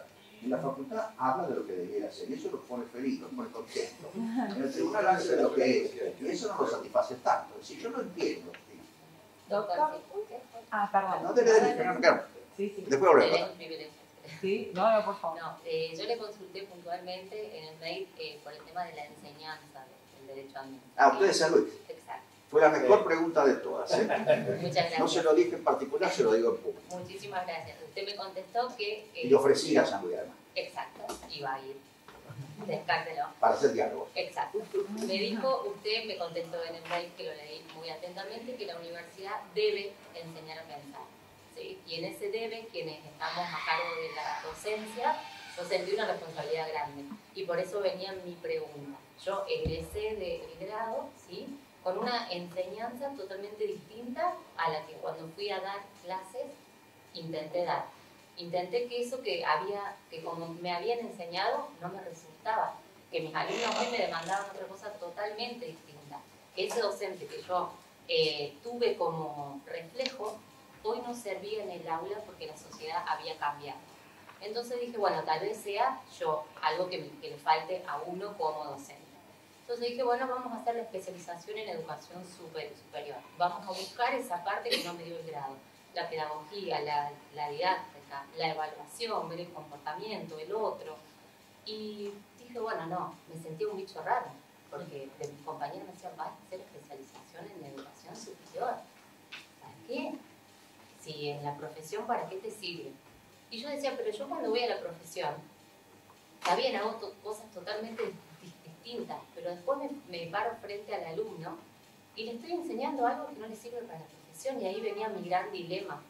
Entonces, cuando llegué al proceso de acreditación de las carreras de abogacía, que hemos pasado hace poco, en la comisión, cuando vi que la propuesta era el saber hacer, el formar al docente para la práctica, ¿sí? A mí no me sirve que el docente o que el alumno sepa los elementos del acto administrativo, porque yo le ponía un acto administrativo como examen y no lo podía reconocer. Y ese era el gran problema. Entonces, yo noté en 5 años de docencia que tenía ciertos resultados tomando exámenes teórico-prácticos. Cuando implementamos el método del caso por primera vez, llevar el caso y evaluar a libro abierto, con internet, encontramos mejores resultados en la cátedra.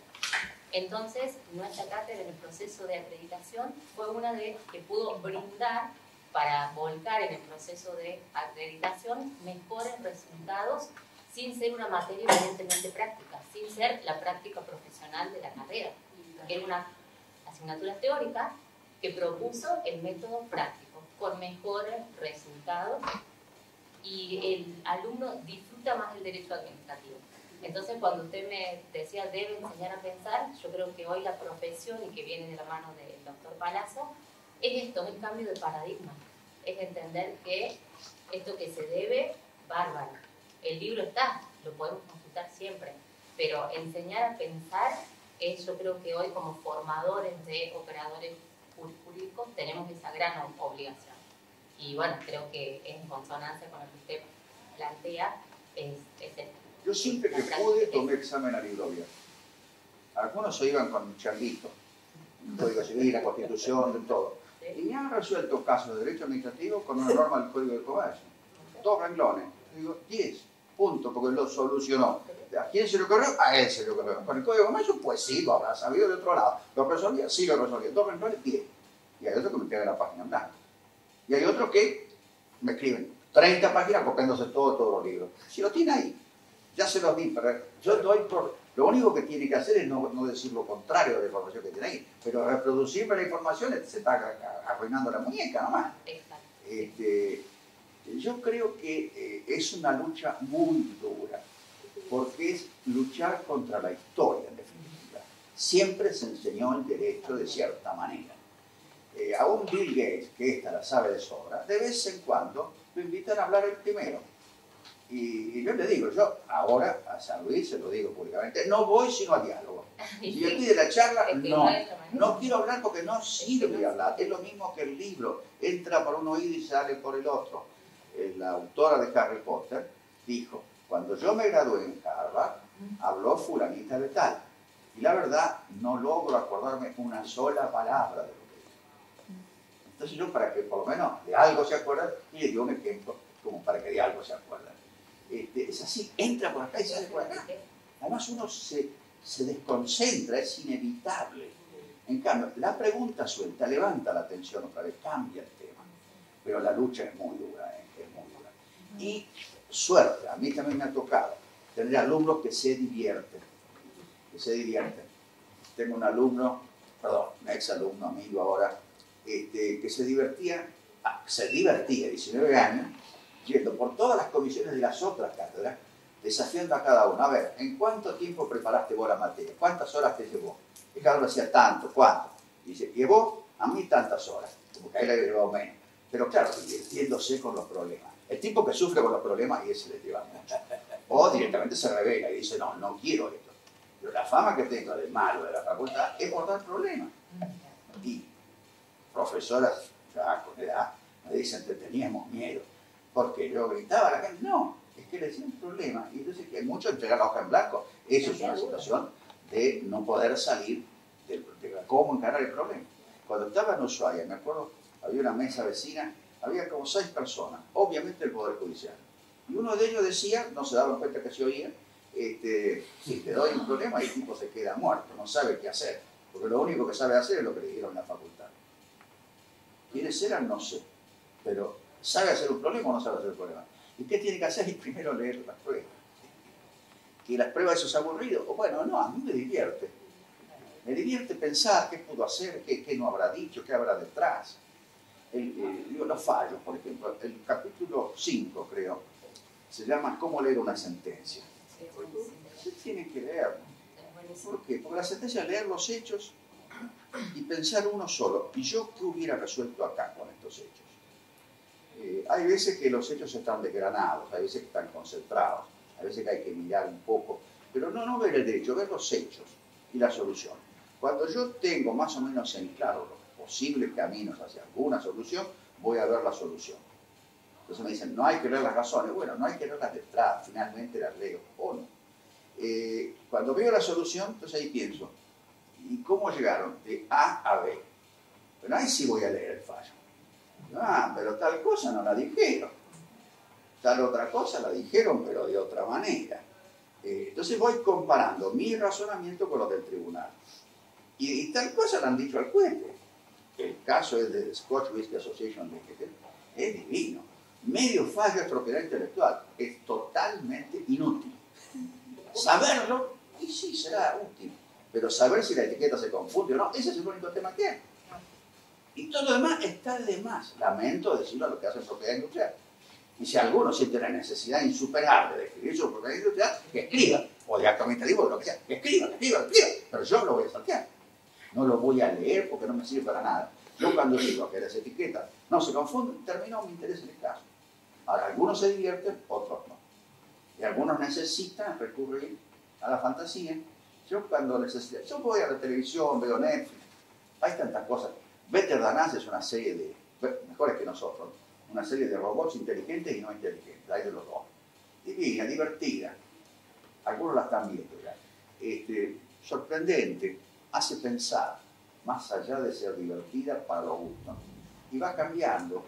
Como los robots cambia la historia también. Tiene un final que uno no se lo imagina. Bueno, a eso, porque quiero fantasía, hay mucha fantasía en internet. Y la veo en inglés. ¿Por qué?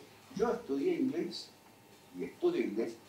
Empecé a estudiar en 4º grado de la escuela primaria. Estudié otros idiomas, pero inglés estudié siempre. A partir de los 18 años no leo sino en inglés. Lo que existe en inglés, ¿no? Jamás se lee una traducción de nada a ningún idioma. Luego empecé a escuchar televisión en inglés, me costó. Luego empecé a ver las películas en inglés, me costó. Y siempre me cuesta un poco. Y ya me di cuenta que la única manera de mantener el idioma vivo es seguir escuchando. Porque siguen apareciendo palabras. El otro día en una serie australiana veo una palabra que desconozco, pero por la forma de dicción me doy claramente cuenta de cómo se escribe, que a veces uno tampoco sabe, ¿no? Voy a buscarlo en internet, aparece un diccionario con miles y miles y miles de entradas de modismos usuales actuales del inglés. Resulta que hay diccionarios de usos actuales. Y la palabra era nueva, no era slang, era una palabra nueva, perfectamente admisible en el idioma normal, y estaba usada así, pero bueno, desconocida para mí. Y eso es normal. Para mí me divierte encontrar cosas que no conozco y aprenderlas. Pero es un cambio. Ahora, cambiar en la forma de enseñar, para enseñar, primero con problemas, para que la persona aprenda a pensar. Y no se aferre a verdades, que aprenda a vivir en paz con incertidumbre. La vida es incertidumbre, el derecho es incertidumbre, la medicina es incertidumbre. ¿O acaso el médico sabe si lo va a curar o no? Y el médico, si no logra vivir con la incertidumbre, se muere él antes que los pacientes.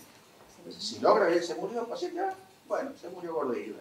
Bueno, que no sé quién me ahora. Pasa el siguiente. Es la vida, es la vida. Todos los que quieren vivir con certeza no están en este mundo, ¿no? Tienen que ir a algún monasterio, a alguna fe, pero digamos, en una ciencia se tiene que vivir con incertidumbre, no hay otra, ¿no? Ustedes saben que ayer el doctor Domingo Sensi, al presentarlo al profesor Agustín Gordillo, dijo que Agustín Gordillo era un genio. Yo les voy a decir que cuando comenzamos nosotros a especializarnos en derecho administrativo hace ya muchos años, en Argentina había dos corrientes de pensamiento. Todas, los tratadistas y la doctrina nacional por un lado, y Agustín Gordillo y sus discípulos por el otro. Con una singularidad de que siempre era así. Cualquiera sea la materia que se tratara, no dejaba de expedirse, por supuesto, y por supuesto, unas disidencias que generaban unos combates feroces, que resistían a pie firme Agustín. Inclusive algunos feroces en serio, que llegaban hasta la descalificación, ¿cómo puede ser? Y esa es una cosa que estar preparado, ¿eh? Los enemigos hablan por lo bajo, eso es lo peor que hay. Y tenemos ese doble forma de analizar el derecho administrativo. Toda la doctrina, pero toda, y Agustín Gordillo y sus discípulos por otro lado. Inclusive en épocas donde no se podían decir cosas, por supuesto que era un estímulo para que Gordillo las diga.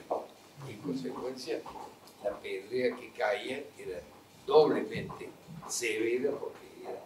Y eso a nosotros era una octava maravilla del mundo, tener dos espejos para analizar la misma disciplina científica, con dos perspectivas y dos ángulos y una opinión tan contraventora de lo que era el resto de la doctrina.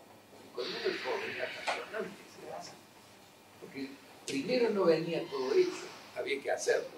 Los niños te prestaban la pala y el balde y te mandaba. En cambio, en general, el resto tenía los productos elaborados, como en el supermercado. Uno con el carrito cargaba y salía haciendo un buen entrevista porque había comprado todos los tratados. Y en la puerta se encontraba con el rico y Gordillo, tenía que devolver el carro porque ya no servía. Así nos pasó siempre y realmente fue una cosa. Por eso le tenemos tanto afecto, además de su generosidad y su predisposición para venir a esta jornada de jóvenes. José, pasale una última pregunta. Sí, por supuesto. Yo quería que... ¿Vos tenés atrás? Hasta las 2:30 porque a las 3 empieza la otra cosa. Bueno. Así es, sí. Ahí te habla ella y le damos un representante del sur. Además Me contesta cortito si quieres. Es por el tema de Vaca Muerta, que dijo ayer que Argentina había cedido la... Tenemos 1:15 todavía, ¿qué hora es? 1:15. Tenemos 1:05, hasta las 2:30. Dijo que Argentina había cedido la jurisdicción a China La soberanía. La soberanía. Por 50 años nada más. Por 50 años. No me queda claro, ¿eso qué compete? ¿Todo? La soberanía, todo. Todo la base militar. No podemos entrar, perdón, tenemos invitación para entrar. No nos piden ni siquiera pasaporte. ¿Y el territorio? ¿Es un territorio que pertenece a... Pertenecía a la provincia de Neuquén. Y Cunefú son 200 hectáreas, que es, ojo, 200 hectáreas es nada en el medio desierto, es absolutamente insignificante. No hay ningún pueblo aborigen que diga este lugar es mío, no hay una planta, no hay nada. Sí. Lo único que yo digo, imagínate, y decidimos la soberanía, punto, por ley de Congreso de la Nación, punto. ¿Y para qué? Para que hagan un observatorio espacial, que será para fines militares. No es vaca muerta. No es vaca muerta. No es vaca muerta. Lo que yo digo es que si hemos cedido la soberanía, perfectamente podemos ceder alguna cosa por vaca muerta. La estación de monitoreo aeroespacial. En ese espacio de 200 hectáreas. Es jurisdicción china. Jurisdicción china. Corresponde al subsuelo y es cosa de ellos. Por supuesto. O sea que pueden explorar las minas, todo. Y en ese cachito, usted ve en el campo cuando se presenta hectáreas. Nada, sí, ya sí, pero... Entonces, pero pronto pueden buscar agua. Porque eso necesitan agua para vivir, así que estoy seguro que han perforado todo lo que sea necesario para lograr agua. Y luego necesitan producir combustible, producir energía. Y luego necesitan producir agua corriente, necesitan desechos humanos para reconvertirlos. O sea, tienen que hacer todo allí porque están en el medio del desierto. Y por suerte traen cosas y eso genera comercio. Alguna gente tendrá trabajo ahí, pero es soberanía china, punto. Es lo mismo que Hong Kong, Macao, Shenzhen, son distintas zonas que tienen que ver, crecen mucho, pero cada uno hay que mostrar el pasaporte y ver si lo dejan pasar. ¿No hay limitación en el tipo de seguridad? Por ejemplo, si quisieran explorar la energía es soberanía china. O sea, nada. Soberanía china. Se la hemos tenido por 50 años. Los chinos están acostumbrados. Ellos han cedido Hong Kong primero a perpetuidad y después algún gobierno inglés decidió por 99 años, pero que le expandieran un poco. Se le expandieron un poco por 99 años. Se cumplieron los 29 años y tuvieron que devolver. Pero con garantía de autonomía por 50 años más, que están corriendo. Y ya los chinos van ajustando los tapiquetas para que Hong Kong y los hongkoneses están furiosos y por eso tantas protestas porque saben que caen bajo la soberanía china plena. Y ahí Inglaterra no puede ni decir una palabra siquiera, porque por 50 años es una región autónoma. Mientras tanto, al lado de Hong Kong, que se ha expandido mucho, está Shenzhen, que ya está en el territorio soberano puro chino, y es la misma, son dos unidades distintas, pero es el mismo, como decir, en un mapa, ver el Capital Federal y Gran Buenos Aires es una sola cosa. Pero por supuesto hay fronteras, y para ir, repito, a Macao, que está del otro lado, cruzar ahí es toda una complicación. Hay un puente larguísimo, 1000 kilómetros, creo, que una parte tiene que andar por la mano derecha, otra parte por la mano izquierda, otra parte por la mano derecha otra vez, según las tradiciones de Macao, de Hong Kong, de los ingleses o de los chinos. Todo muy raro, pero los chinos están acostumbrados a eso.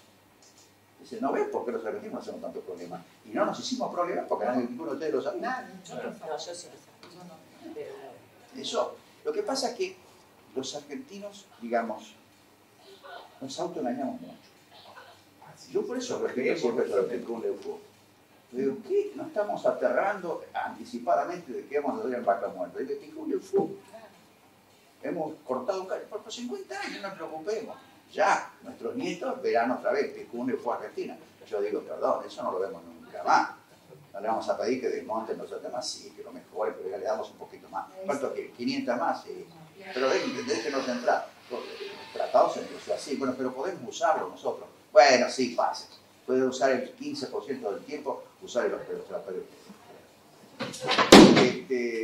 Digamos que el realismo para manejar las cosas es esencial.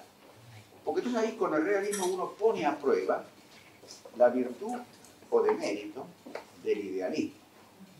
O sea, la soberanía, y qué lindo que es, pero si es una mentira. No somos soberanos, ningún país es soberano, ni Estados Unidos es soberano, ni China es soberano, ni Rusia es soberana, ni la Unión Europea es soberana, nadie es soberano. ¿Se hace lo que se le da la gana? No. Todos tienen límites. y condiciones. Y cada uno se maneja como puede. Entonces, esto es bueno, y con la UFO, para que nos dejemos de embromar con los dogmas. Porque te manejamos demasiados dogmas. El de la soberanía es uno de ellos. Yo por eso insisto, hemos cedido la soberanía en buena hora si nos hace aprender una lección. Porque por 200 hectáreas tenemos una lección de primera. Y sí, por supuesto, de abajo hasta arriba. Doctor, ¿qué piensa ahora de todas estas revueltas que hay con los gilets jaunes en París o los chilenos? ¿No hay una crisis de diligencia? Vuelvo también al Brexit. ¿No hay un... Yo le puedo contestar como argentino. Los argentinos somos mejores, porque vamos a las urnas. Entonces, en vez de estar gritando por la calle, ponemos ahí botitos. Bueno, Más que ahora manifestaciones no va a haber. Francia... Todos los descontentos ahora son poquitos. Quedará el Partido Obrero, algún otro más loquito que haya, trotskista, que sé yo. Siempre hay muchos grupúsculos de izquierda. 3% de los votos, pongáis. Que además de haber votado contra los no haber votado a Napal. Que con eso seguirán haciendo manifestaciones. Pero básicamente el pueblo ya se expresó. Digo, a nivel mundial, ¿no está como en crisis en las repúblicas democráticas, las cuestiones de... Mire, una cosa que yo podría decir, mirando el caso de China, es que si en China hubiera democracia, no sé qué pasaría. No sé qué pasaría. Realmente creo que la transición la están haciendo democratizando la economía, disminuyendo la pobreza, pero son problemas de tal magnitud,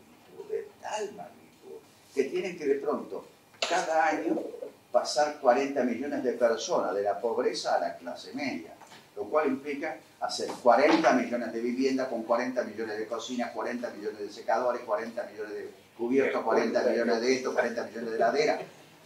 Y así es como se equivocan. Tienen ciudades enteras vacías porque les salió mal. Y bueno, está la ciudad construida con los 40 millones de todo y no tienen los 40 millones de chinos. No los hay, sí que los hay, por supuesto. ¿Por qué no les salió? Y bueno, acá también tenemos, ahí en la Villa 31, en el barrio 31, perdón, edificios que están siendo ocupados ilegalmente porque no han logrado ser eficientes en la asignación de las viviendas porque les salió primero la obra que la asignación de quién va a ocuparla. Las han dado a 100 personas y los demás han atrasado. Y bueno, China también. Y en la Villa 31, ¿a quién votaron? Y votaron al otro, ¿no? ¿Quién hizo la casa? Y bueno, entonces, en China es muy complicado. Ahí se ve que no es tan fácil. Yo creo que no es tan fácil. Lo que pasa es que es el mejor sistema que se conoce de todos. Pero es malo. Ahora, mejor no hay. A menos que uno diga, me gusta el Partido Comunista Chino. Que el comunista no tiene nada, el partido tampoco, es una meritocracia de los méritos chinos. Que serán ellos lo que ellos digan. Generalmente es Guanxi, relaciones. El mérito de saber relacionarse bien. Con eso se entra el Partido Comunista Chino. Que se relaciona bien. Y se admite que hay que aprender a hacer de todo en la vida. O sea, Xi Jinping hizo de todo. Labró la tierra, hizo de todo. Porque hay que hacer lo que la sociedad china va marcando que hay que hacer. Y bueno, a China le está yendo razonablemente bien. Ahora tiene un parate, algunos predicen que va a tener una caída. Pero bueno, la democracia en la India funciona más o menos. Tiene 2.000 lenguas la India, 2.000 lenguas. No son 10 o 20, 2.000. ¿Cómo hacen para entenderse? Y se usan el inglés. ¿Hablan un buen inglés? Y no un inglés indio. Se nota que es un inglés raro, francamente. Pero bueno, van llegando. El presidente de Microsoft, por ejemplo, es indio. ¿Quiénes lo eligieron? Entre Steve Ballmer y, como siempre, ¿cómo se llama? Bill Gates. El tipo es indio. Supongo que sabrá manejar Microsoft, porque parece que le va bien a Microsoft. Y ya en varias compañías están subiendo indios, porque parece que tienen buena formación. En general los indios, esto lo decían en Europa, ya no van más a estudiar a Europa, van a estudiar a Estados Unidos. Porque se han dado cuenta que ahí se aprende lo que sirve para el mundo. Y en Europa hacen lo que acá, es decir, me cuentan cuentos. Y los indios se arribaron. Se van a estudiar a Estados Unidos, le hacen pensar. Haciendo pensar se hace carrera. Contando cuentos no se hace carrera. Por eso es que yo insisto mucho en los diálogos. Que perdón, lo hace Bill Gates también. También. Lo hace Bill Gates. Yo lo descubrí hace un tiempo, ¿no? Pero porque así es el intercambio persona a persona que se puede hablar un poco más claro y entenderse un poco más claro. Porque va es el ir y venir, ir y venir, ir y venir. Cuando uno lee, si no está planteado como problema, pues. Profesor. Dígame. Sí. Usted ha sido muy crítico con el uso del concepto de poder de policía. Y parte de la doctrina, como decía... Ahora puede agregarlo, aunque no voy a agregar un capítulo, puede agregarle con, ¿cómo le llaman? El charlataneo, ¿no? ¿Cómo era que lo llaman acá? Conversatorio. No. Conversatorio, es lo mismo. Poder de policía, conversatorio y charlataneo es lo mismo. O sea, hablar después. Existe la palabra diálogo de hace 2500 años, nada más que Sócrates. Lo quieren mejorar a Sócrates. Sí, no, justamente iba a eso, que parte de la doctrina siempre como que me contestó diciendo que si bien tenía defectos el uso del concepto era conveniente por la tradición publicística. Y hoy vemos fallos de los tribunales, de los altos tribunales de provincia como de la Corte, que siguen usando el concepto incluso con más de 5 sentidos distintos. La pregunta va, ¿usted cree que ese trozo de fallos que usan de manera excesiva el concepto, incluso mal, estaría incluido en estos párrafos que no hay que leer? Sí. Eso es. Era para confirmar. Sí. Le cuento. Yo tengo en el capítulo de Poder de Policía del tomo 2, creo que es, además de la crítica, tengo al final un poco diciendo cómo se dice en castellano, digamos, o en alemán, da lo mismo, pero sin usar la palabra policía. Se puede usar el poder de policía. Tal cual. Es hablar de facultades legales y facultades reglamentarias. Punto, se acabó. Lo del poder de policía es como hablar de la propiedad industrial después que está claro que la etiqueta no se confunde. ¿Para qué habla de la propiedad industrial? No tiene nada que ver con nada. ¿Quiere hablar de la propiedad industrial? A ver, yo no lo voy a leer. Entonces yo todo lo que dice lo leo, punto. El tiempo que me ahorro. Y así hay muchas cosas. Pensaba como un comodín, pareciera, a nivel de magistrado. Para todos. Lo que pasa es que es el consumo que creemos que tenemos de los demás. Creemos que hay un público, y lo hay, eso es lo peor, lo hay, que lee esas cosas, y lo hay. Y hay un público que además de leerlo, lo enseña. Entonces, bueno, yo escribo para ese público, para los que leen y enseñan lo que leen. Y bueno, si existe el público y a mí me sirve, me dedico a ese público. Ahora, si es para trabajar, no sirve. Muchas gracias. Y la verdad que en general lo que sirve es algo que lo hace pensar.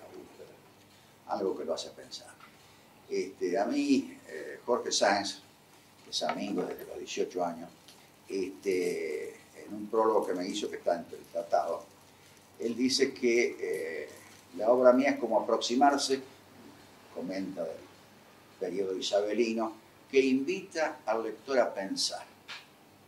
Y esa es la idea. Piense y haga las conclusiones que quiera. Yo le digo algunas cosas para que usted piense. Y por eso insisto, el coso del lado moral del asesinato hace pensar, eso es lo bueno, hace pensar. No hay que sacar conclusiones, hay que pensar y quedarse con interrogantes, opciones, hipótesis. Ahí la hipótesis que queda deliberadamente flotando es, y no será bueno el asesinato. O sea, uno, por supuesto, si se lo toma, sí es bueno, voy y mato a alguien, y perdió 50 años en prisión, ¿no?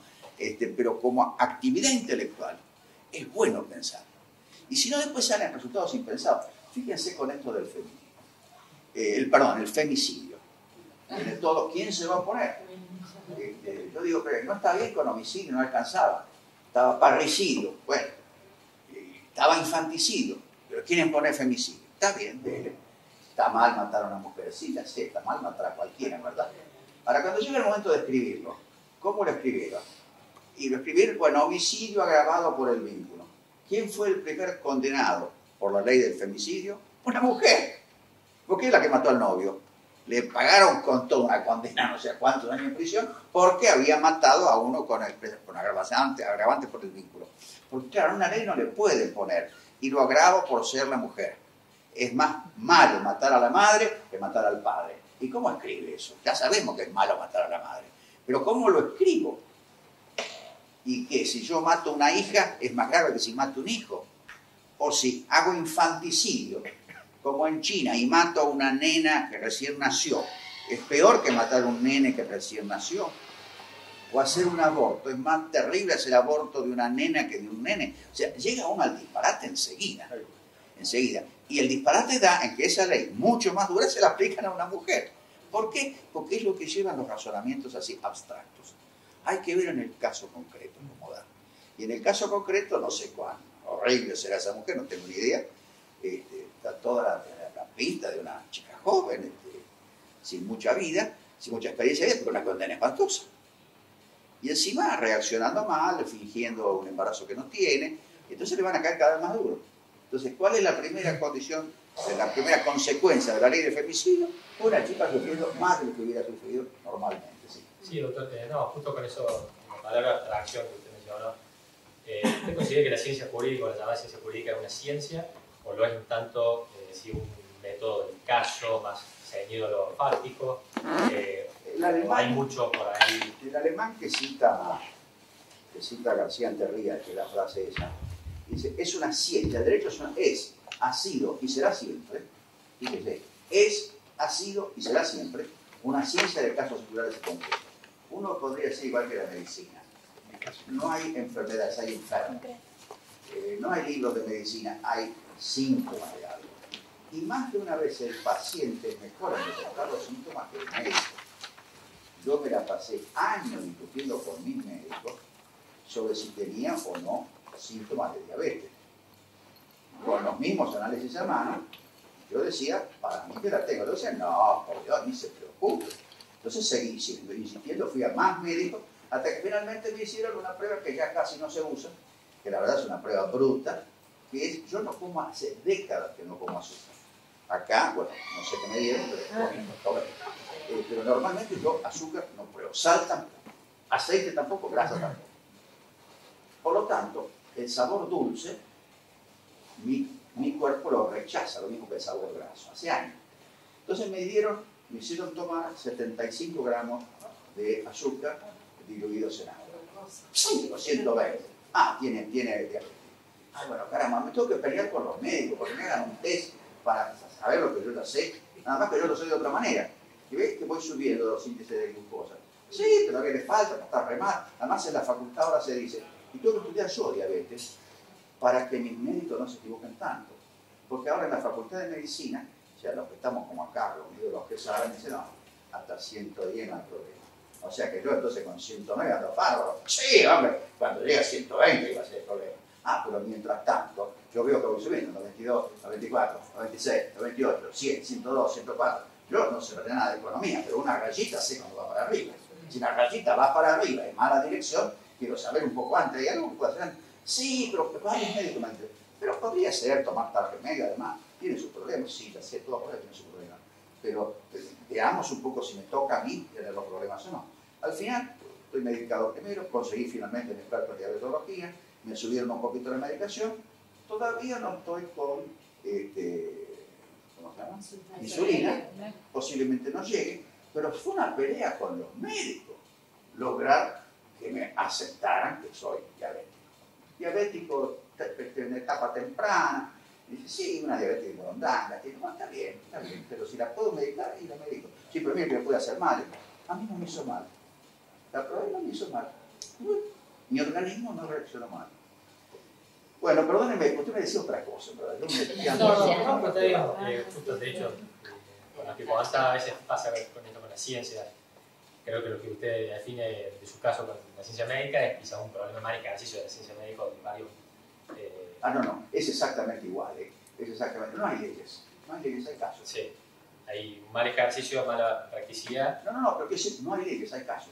Claro. Y hay que saber leer el caso. Y si el médico no sabe leer el caso, pues resolvió mal el caso. ¿Y quién era? Y el abogado. Yo como estoy entrenado en ver los hechos, toda mi vida, más años que el médico en su profesión, reconozco mejor los médicos, los datos.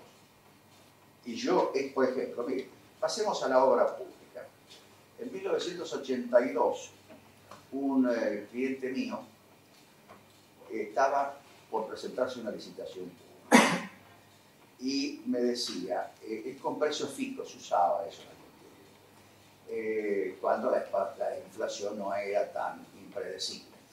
Entonces en aquel momento venía con la tablita de Martínez Dios un 6% mensual. tan mal no estamos, ¿eh? Estamos casi, eso era una inflación contenida, acá estamos en 4, en 5, hay que festejar. Y se decía que podía venir un golpazo cuando viniera Cavallo. Bueno, y el tipo estaba ahí, yo contándole lo de la imprevisión, todas esas cosas que querían saber hoy, pero es de otra época. Bueno, el tipo hace el contrato a precio fijo, viene la hiperinflación de Cavallo, pasan al 24% mensual, en noviembre, en diciembre, y en diciembre el cliente le viene a contar que renegoció el contrato, lo redeterminó el día, no, renegoció el contrato, de forma directa por supuesto, con un nuevo precio fijo, válido para todo el año siguiente, en diciembre, en el cual se prevé una inflación en el contrato del 10%, a precio fijo, o sea, la incorpora al precio y la queda sin otra vez precio fijo. Digo, pero perdóneme, que digo, usted no vio la curva. La curva va para arriba. Viene 6, 6, 6, 6, 6, 24, 24, esto va así. Y él me dice, es que si supera el 10%, el país se va a la quiebra. Y yo me tuve que contener mucho para no decir que se va a ir a la quiebra, que usted no el país. Que se va a la quiebra él, por supuesto que se va a la quiebra él. Porque calculó también, en vez de tener los pies en la realidad, tú puso los pies en el cielo. El país no aguanta. Pero aguante o no el país. Viene 24 a 24. ¿De dónde saca usted que ahora viene 3? Y siguió 24, 24, 24, 24, en algún momento paró. Entonces, eso es no saber ver la realidad que uno tiene delante. Y yo digo, un ingeniero, que además llevó otro ingeniero, 2 ingenieros no supieron leer una línea realmente. Entonces, curva de Gantt, lo que se llama. Es lo más sencillo que hay, pero yo, la verdad, con una tableta la pongo así, trazo una rayita y veo cómo sigue, y hago las distintas proyecciones a mano, no hace falta ser licenciado en estadística. O sea, si el derecho es una ciencia o no, no lo sé, que hay que estudiar, hay que estudiarlo, pero saber medicina no alcanza, hay que saber leer al enfermo. Y entonces, ocurrírsele, ¿y qué otro análisis le pido? Yo me la paso viendo a los médicos, a ver, y me están pidiendo todo, y por ahí le convendría pedir tal cosa. Ahora, si el tipo pide todo, después no le pagan de la obra social, no le reconocen, entonces también se tiene que cuidar él. O sea que es un lío tremendo. Pero en definitiva, si es una ciencia o no, no importa. Quizás sea una práctica nada más, pero es una práctica profesional de reconocer las pruebas del caso, o los hechos y las pruebas. Y las reglas de la prueba son importantes. En la introducción al derecho, yo tengo 2 capítulos sobre la prueba. Y yo más de una de veces me disculpo, bueno, es muy aburrido, si quieres al pelo, porque la gente se cree que no sé la regla de la prueba. No sé. Solo que digo que no las usa nunca, porque nadie produce la prueba de entrada. Todo el mundo dice, bueno, ya veremos, ya se producirá la prueba. Entonces no quiere que le cuente la prueba. Yo por la duda le cuento, si no lo vio, repáselo un poquito, vuelva a donde quiera. Pero la regla de la prueba tiene que saber aplicar ya.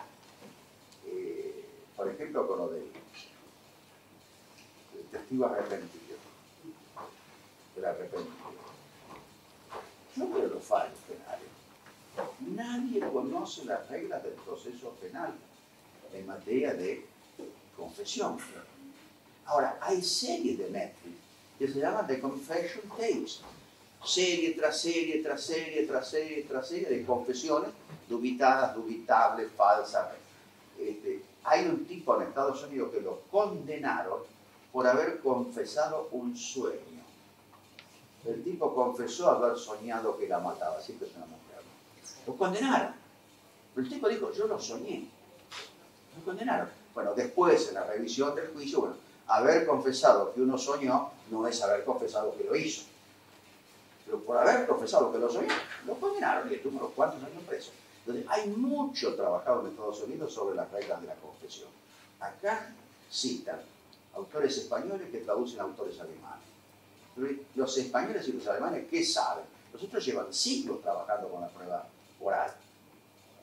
Y nosotros estamos ahora con el proceso oral, pero de hablar de Estados Unidos o de Inglaterra, cero. Aquí citamos la Corte Suprema de Alemania y la Corte de Española. ¿Quién sabe eso?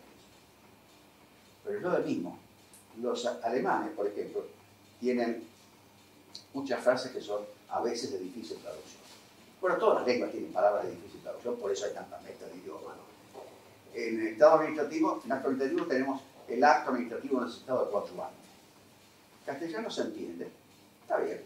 Entonces no necesitamos decir la palabra alemán, que para mandarme la parte lo voy a decir. Mit Wirkungsbedürftige Verwaltungsakt. Quiere decir todo junto, hasta que me digo si está con el eso es lo que dice. Pero bueno, se entiende castellano. Le ponemos, cortamos, en vez de hacer una sola palabra larga, cortamos un pedacito y ya la entendemos. Ahora de pronto el Tribunal Penal usa el principio de regreso. Ah, la pucha, me mataron. Entonces yo digo, che, ¿por qué no me la ponen en alemán? A lo mejor lo entiendo, pero así en castellano no entiendo nada. ¿Qué es el principio de regreso? O hay una que es divertida, esa sí se entiende, la teoría de la pala. Ojo, explicada se entiende. Pero mientras tanto, la teoría de la pala, escúcheme, no tenía algo mejor para explicarla. Ojo, se entiende esa, ¿no? Pero hay que explicarla. Es divertido, teoría de la pala en derecho penal. Pero nadie va a las fuentes. Y otra vez, porque acá no es costumbre estudiar inglés. Y no es costumbre ni siquiera leer las novelas. Yo las novelas de Perry Mason, debe ser como 70. Perry Mason fue abogado penalista toda su vida. Y cuando se recibió, cuando se jubiló de abogado penalista, con 2 secretarias le dictaba a las 2 al mismo tiempo novelitas. Cada novelita era un juicio. Él había tenido millones de juicios y cada juicio era pregunta. Y objeción, sustain, objeción, sustain, objeción, objeción. Todo el tiempo así. 2 secretarias, porque él era más rápido que las secretarias escribiendo. Entonces, 70 novelas de 70 juicios con 70 interrogatorios. Yo lo leí porque me divertía, pero con 70 más bien que algo me enteré. Ahora, no leen Perry Mason siquiera. No, y sí, no están de novedad. Ahora, hay otros, ¿saben la cantidad de cosas que hay de eso del testimonio? De oral testimonial. Hay un montón. Están recogidas en las leyes federales, las sabe no todo el mundo en Inglaterra. Uno ve en internet y de pronto hay un abogado que explica y dice, y esto no lo saben todos, ni siquiera los abogados, ni siquiera los jueces. O sea, se equivocan también en Estados Unidos sobre la interpretación de la prueba testimonial. Ahora, acá se han largado. No digo, entonces pretenden, por ejemplo, versión de los diarios. La Cámara confirmó los 28 testimonios. ¿Qué quiere decir eso? Otra vez algunos abogados queriendo generalizar. Los testimonios no se confirman los 28. Y a cada uno se ve qué dice y qué significa esa prueba y qué, en definitiva, grado de convicción tiene la otra prueba que hay. Porque en definitiva, la deposición solo confesoria no es prueba. Tiene que haber otra prueba. Pero acá se les largó decir que la otra prueba confirma la confesión. Pero la confesión no es prueba en derecho penal. Es una sospecha, es un índice, es una guía, es una pauta, guarda, que si confesó puede ser que sea cierto, probémoslo. En el caso de los cuadernos, que corroboraron información con las declaraciones. Es decir, que aún al arrepentido no le tengo que aplicar el principio de la inocencia. No, aunque fuera arrepentido y lo hubiera confesado. Volvamos a lo mismo. Sí. No hay reglas generales. ¿No? O sea, no hay que hacer reglas penales con nada, pero absolutamente con nada. Hay que ver cada caso siempre. Que alguien se arrepienta no significa nada. Significa que hay que investigar eso. Porque hay infinidad de gente, hay un asesinato nuevo, siempre el tipo dice yo lo hice. ¿Y qué le pasa? ¿Tiene algún...? Entonces hay que verlo. A ver, ¿cómo la mató? Y le pegué un tiro en la cabeza. Ah, bueno, váyase tranquilo a su casa, veo un psicólogo, porque en realidad la degollaron. No tiene nada que ver. Y viene el otro, ¿cómo fue que la mató? Y pues, y cada uno se hasta que se van afinando a la investigación, ¿no? Entonces, la confesión de por sí no prueba nada. Hay que ver las otras circunstancias del caso. Pero, otra vez, las otras circunstancias del caso no corroboran la confesión. Solo no prueba autónoma. La confesión es una pauta que le sirve a la investigación, a la instrucción, a ver por dónde vamos. Yo tengo un amigo que lo procesaron, le hice un dictamen a favor, la Cámara le revocó el procesamiento y le dijo, pero queda como persona de interés. O sea, señor juez, mírelo, el tipo no apareció más por ningún lado, desapareció de la faz de la tierra, ¿no? Porque claro, no está procesado, pero es persona de interés. Esto de donde viene de Estados Unidos, person of interest. ¿Qué quiere decir? Bueno, un sospechoso quiere decir, ¿verdad? No está procesado, pero es sospechoso.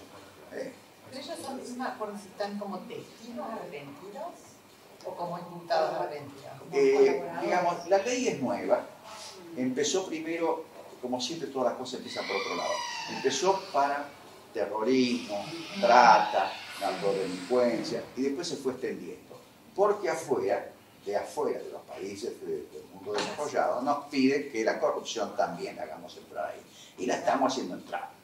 Pero lo que pasa es que hagamos entrar no implica que inventemos otras cosas. Tenemos que tomar el modelo de afuera. Porque en Brasil los testigos arrepentidos en el tema del lavallato son testigos. Entonces ellos pueden declarar, no pueden mentir. Son testigos de lo que sepan, como dice el presidente electo, de lo que vean por sus propios sentidos, lo que vieron y lo que le escucharon a Gordillo decir. Gordillo dijo y yo estaba ahí. Entonces no pueden mentir. Por supuesto que no pueden mentir, pero es un testigo de lo que haya oído.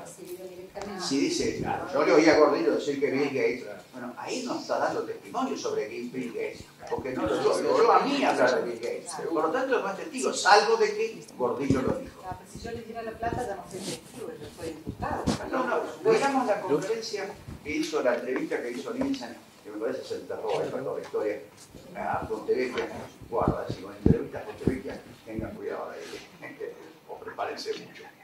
Fontevecchia dijo que Axel Kicillof es una elección. Y la verdad, no la pegó mucho, ¿no? Pero ¿qué quería decir? Quería decir otra cosa, de las reglas de la economía en general, qué sé yo. Axel Kicillof, por suerte, no se la tomó con él, pero nuevamente, ¿es esto una prueba? ¿Un testigo? No, es un tipo que habla. En inglés se dice, ¿cómo se dice? Oh, ahora no me acuerdo. Pero equivale a decir chisme. ¿Cómo? Gossip. Gossip sería la traducción en inglés, pero hay el término técnico, no es gossip, pero es parecido, pero es gossip. En definitiva es gossip. O sea, que Nielsen opine de Axel Kicillof que es un ignorante, y es gossip, no vale nada. Salvo así, bueno, a ver, veamos la nota, veamos qué dice la facultad. En el concurso dijeron que era, porque el profesor, dijeron que era un inútil para en economía, o dijeron que. Entonces, en la prueba de si Axel Kicillof es o no un ignorante, nos va a contar lo que se hizo. Es un poco de gozo. Entonces, todos los tipos que están como testigos arrepentidos valen en lo que digan que vieron. Ahora, todos cuentan además lo que le contaron. En el juicio de Vudú, por ejemplo, que está firme la sentencia, ahí hay el gossip para matar. Y el tribunal usa o no usa el gossip según se le da la gana. Por ejemplo, hay gossip, la gran gossipera con el propio ¿cómo se llamaba? Van der Bellen. Van der Bellen. El propio Van der Bellen habla de lo que le dijeron. Y la mujer habla de lo que le dijo el marido, que le dijeron a él. ¿Quién le dijo a él? Otro tipo que está condenado. El otro tipo que está condenado le dijo que Vudú hablaba del tema con Kirchner y hablaba del tema con la señora de Fernández. Ahora bien, ¿el tribunal se metió ahí? No, no se metió. ¿Por qué? Porque es evidente que es gozo. Y por otras razones que se quieran imaginar y no se van a equivocar. Nadie se quiere meter en Dios al pueblo. Entonces ahí ni hablaron de que era gozo. Directamente silencio total. Silencio estampa. No dijeron una palabra. De otras cosas, que el socio de Vudú hablaba con Vudú, eso se la mandaron entera. Ahora, el gozo también. O sea, y dijeron, eso está confirmado por tales y tales pruebas. Perdón, tales y tales pruebas autónomamente sugieren que es cierto. Que el socio de Vudú hablaba con Vudú. Y eso lo dan por probado. Pero tal como lo escriben que se comprueba el testimonio del arrepentido. Y no es así. Ahora, eso es saber o no saber derecho procesal norteamericano, para lo cual se requiere evidentemente. Y en internet hay de todo. Después en YouTube no van a estar en Netflix hay de todo. Hay una serie de confession tapes con casos y casos y casos y casos y casos. Ahora, los tribunales, por ejemplo, 2x3 mandan exhortos a Estados Unidos, al Departamento de Justicia. Los mandan, ¿cómo? Y en castellano. Y por supuesto, ¿quién los traduce? Tiene que mandar a traducir primero. Entonces, los traductores contentos facturan, hacen la traducción, la mandan allá. Y allá contestan en inglés. Va otra vez al traductor, el traductor traduce al castellano, está contento. Ahora, se les pasa que en la carta, ella le dicen, y le ofrecemos la colaboración de fulano de tal, teléfono tanto, y fulano de tal, teléfono tanto, que los van a atender gustosos en cualquier consulta que quieran hacer sobre este procedimiento. Por supuesto, en el juzgado no hay nadie que hable inglés, por lo tanto nadie llama al Departamento de Justicia para ver qué manera se mejor se puede hacer. En la Corte Suprema de Córdoba, de Mendoza, han hecho una oficina de oficio al exterior, con gente que sabe idioma, por supuesto, que idioma es inglés, no hace falta otra cosa. A Suiza le escriben en inglés, no le van a escribir en suizo. Entonces, la falta de inglés en un juzgado penal implica que toda la colaboración internacional no la puede usar. ¿Y saben qué crítica nos hacen desde afuera en materia penal? Que no usamos apropiadamente la colaboración internacional. Tradúzcase, no sabemos inglés. Por lo tanto, no podemos pedir ayuda a nadie. Pues tenemos que estar traduciendo todo, no podemos preguntarle nada a nadie porque no hay quien hable inglés dentro del mismo juzgado. ¿Hay voluntad de cumplir con las normas internacionales, por ejemplo? No, lo que pasa es que parece en cada caso que lo tenemos que hacer, lo hacemos. Más sí, dale, lo firmamos. Acá primero firmamos y después vemos si lo vamos a hacer o no. Esa es la verdad. Somos muy irresponsables y por eso nos va como nos va. O sea, cumplir las palabras. Firmamos, la verdad, firmamos y bueno, después vemos. Y si no, renegociamos. Sí, pero cada vez nos acercamos más. Ahora la ley de responsabilidad penal de las empresas, con las normas de compliance y demás, están todas firmadas, pero no sé si en algún pliego se refleja, si se piden los tenemos que poner la ley, de los protocolos de conducta, todo, en algunas partes se aplica. Acá en es interesante lo siguiente. El comercio se ha internacionalizado mucho. Entonces hay muchas empresas, en principio parecen ser argentinas, o que son argentinas de derecho, que están inscritas acá. Están en verdad controladas por empresas multinacionales. Por lo tanto, están en última instancia sujetas a la sede de la multinacional. La multinacional puede tener sedes en 20 lugares a 20 efectos, fiscales, Luxemburgo, donde quiera. Cosas muy complicadas, en Holanda, pero para la responsabilidad penal en Estados Unidos, cuya ley es la más dura, porque es delito federal en Estados Unidos, toda trapisonda hecha en el por cualquier sucursal, cualquier filial, cualquier controlada de las multinacionales que pisan por ahí. Como a la bolsa de valores tienen que ir todos los que quieren prender bien sus acciones, caen todos ahí. Entonces, las empresas argentinas que se están ocupando de compliance son las que sus matrices están sometidas a la ley federal norteamericana, la ley federal contra la corrupción en el extranjero. Y por eso, todas las cosas que sacan de la ley argentina, en verdad son traducciones que han hecho acá, para que los de acá vayan aprendiendo. Ya que no es suficiente decirle, mira, acá ya te dicen que van a ir en cana. Bueno, te digo que también acá vas a ir en cana. Y así entonces los demás van haciendo cursos. ¿Por qué? Porque la ley argentina lo que dice es que hay que preparar estructuras y procedimientos como para prever las cosas. Entonces todo el mundo trata de prever las estructuras, el organigrama, los procedimientos, pero en definitiva cuando llega un problema concreto, yo les digo cómo funciona.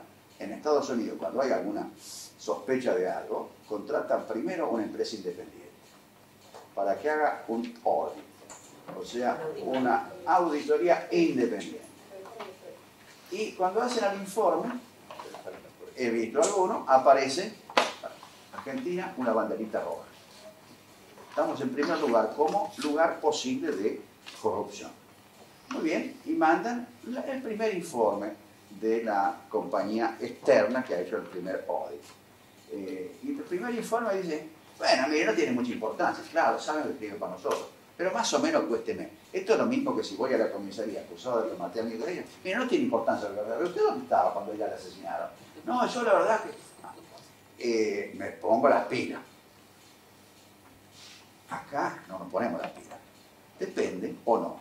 Yo he visto uno de esos informes, nos pusimos las pilas, y hicimos un equipo de trabajo en el cual lo integré yo con otros. El único que sabía inglés era yo. Entonces yo, como era un asunto muy reservado, hice las dos versiones. La castellana y la inglesa, y la fuimos ajustando, porque darle a traducir eso a un traductor y es muy riesgoso, porque puede traducir mal. Entonces yo ahí hago de traductor experto. ¿Por qué? Porque sé inglés. Ahora, el informe ultra reservado. ¿Y qué decidimos hacer? Poner toda la carne. Toda la carne, punto. Hicimos toda la investigación completa, juntamos toda la información y le pusimos todo. Pero absolutamente todo. Que nos dijeron que no teníamos que hacer eso, que eso venía con una etapa posterior. Pero una etapa posterior si me agarran porque les hice algo mal. y a tratar de hacer todo ya, como si hubiera todo mal. Pero nunca más volvieron, se dieron por satisfechos. Ahora, de vez en cuando en la empresa, algunos sacan el tema y yo me tengo que decir, miren, hay un informe reservado, que no lo conoce nadie, pero yo estuve, en el cual escribimos, estaba yo, pero repito, no queda ya nadie. Pero yo estuve y yo lo conozco, no tengo copia, pero le digo, mire que hemos dicho esto, y mire que nos acusaron de tal cosa, así que guarda, cuídense. Entonces lo que hay es miedo a la jurisdicción norteamericana, y hacen bien en tenerle miedo, porque condena en serio, y sobre todo porque maneja bien el tema de la confesión, justamente. Lo agarran a de la AFA, este tipo que se fue de Suiza, porque se alcanzó a escapar a Italia, y después fue a Nueva York y confesó, y lo dejaron con libertad vigilada, y bastantes comodidades, tuvo que devolver un poco de la plata, algunos millones de dólares, pero le dejaron algo. O sea, negocian bien. El sistema allá de la Fiscalía es distinto del nuestro. Negocian, bueno, a ver, ¿qué tiene usted para contarme? ¿Qué podemos arreglar? Bueno, le doy una sentencia de tanto, ¿usted está de acuerdo? Si vamos a ver al juez. Y van con todo cocinado al juez. Y el juez dice, ok, gracias. Entonces le mete la sentencia, chavo, en 6 meses el tipo está condenado. A veces condenado a 900 años de prisión, ¿no? Pero bueno, si el tipo dice, me dejan con la plata, con libertad provisional, de lo que quiera, lo demás no me importa. Y mientras tanto van agarrando peces más grandes. Y ahí es, por supuesto, la confesión del arrepentido, que es, repito, un testimonio más para orientar la investigación. No es prueba. Y será testimonio de lo que haya visto él. Con su sentido común.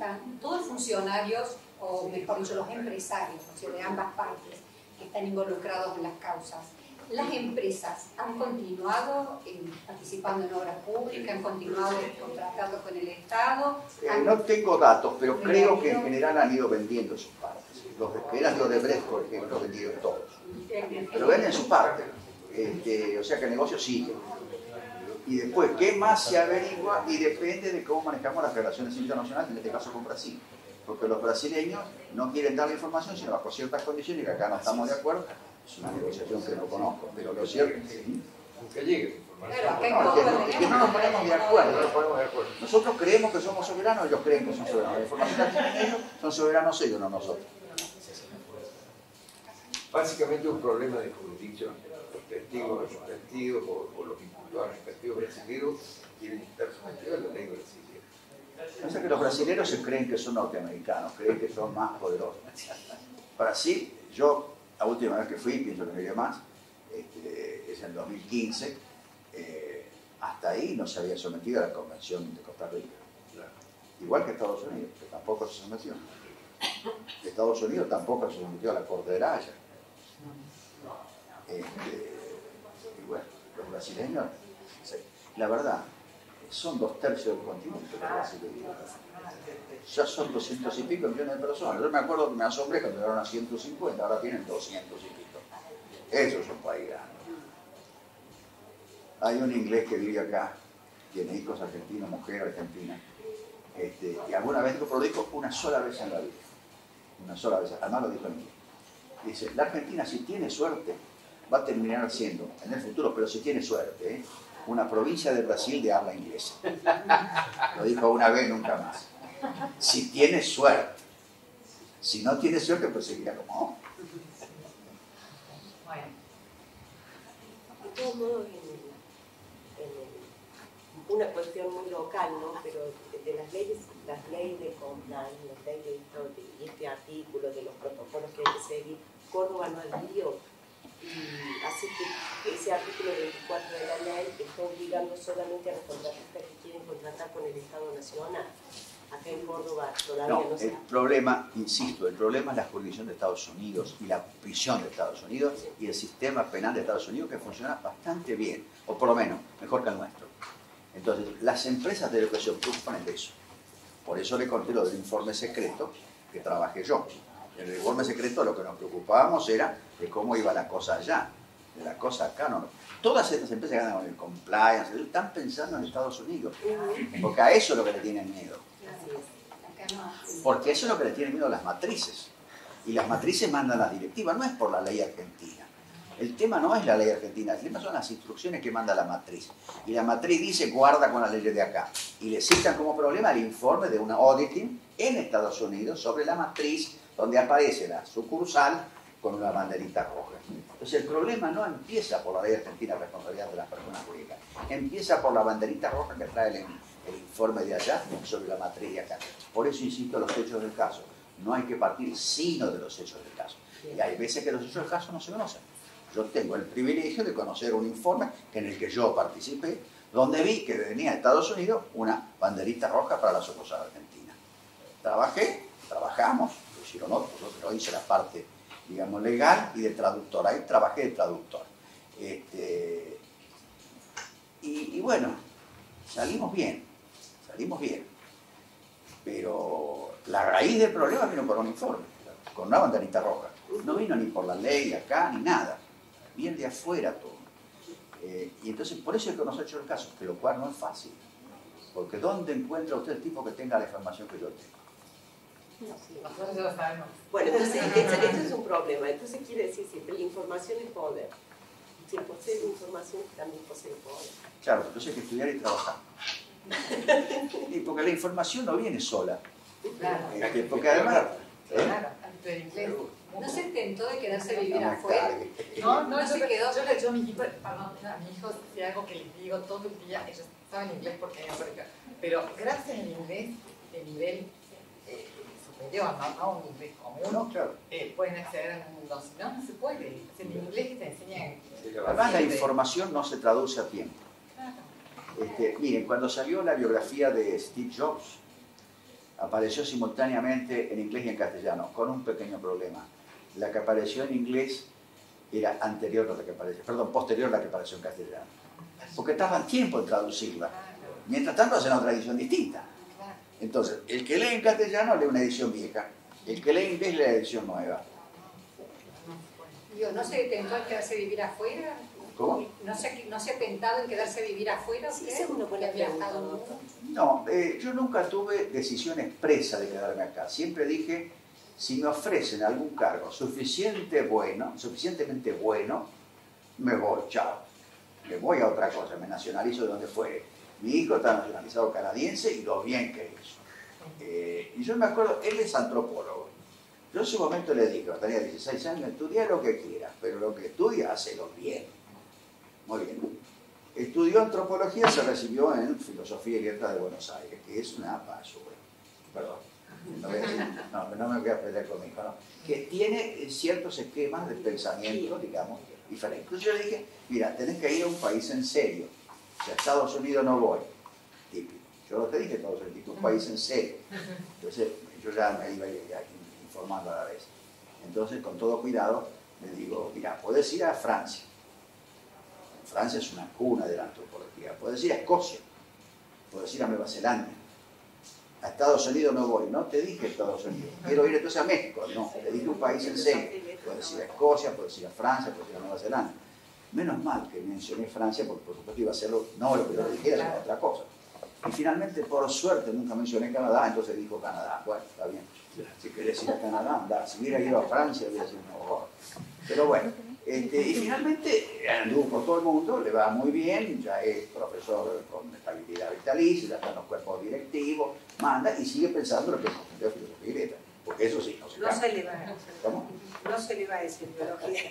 No se le va, punto. Y lo que pasa es que les gusta la multiplicidad de ideas, porque son en esa cosa de no tener dogmas. Entonces viene un tipo que dice todo lo contrario, dale, está bien, para arriba, publica libros, escribe, da conferencias, la pasa bárbaro, francamente. Y es muy bueno en lo suyo, yo no estoy de acuerdo en algunas cosas las que entiendo, otras ni las entiendo directamente. Lo leo de todas maneras. Pero, o sea, yo me hubiera ido si hubiera encontrado una oferta buena. No la encontré. Le digo la verdad, lo que tuve en cambio, esto de los tribunales internacionales, para mí fue una excelente experiencia. ¿Por qué? Porque trabajé afuera con gente de muy alto nivel internacional, trabajando. Y ahí aprendí muchísimo. Realmente. Y ahí vi que el derecho no tiene importancia. Tiene importancia cómo se resuelve. O sea, como dicen en Harvard en ese curso, ¿no? Cómo se hace bien. ¿Cómo decidir bien? Y eso, bueno, es un problema medio insoluble. Pero, bueno, ya pasó, terminé mi carrera, por la edad nomás, terminé mi carrera postgraduada, al final estuve en 6, Yo creo que no debe haber nadie que tenga 6 tribunales administrativos internacionales. 1 o 2 tribunales para algunos nomás, pero no más. Y sobre eso puedo hablar muchísimo. Pero ya está, ya me quedé acá, tengo una familia, parte en Estados Unidos, nietos en Estados Unidos, todos canadienses por supuesto, nietos acá. Y de vez en cuando, bueno, nos juntamos todos, sacamos una foto de gordillos varones, todos varones los nietos. ¿Todos varones? ¿Tiene todos nietos varones, doctor? Todos nietos varones, sí. Pero tiene una hija mujer, la que lo acompaña a los Sí, 16 años a comprar la... No, ese es los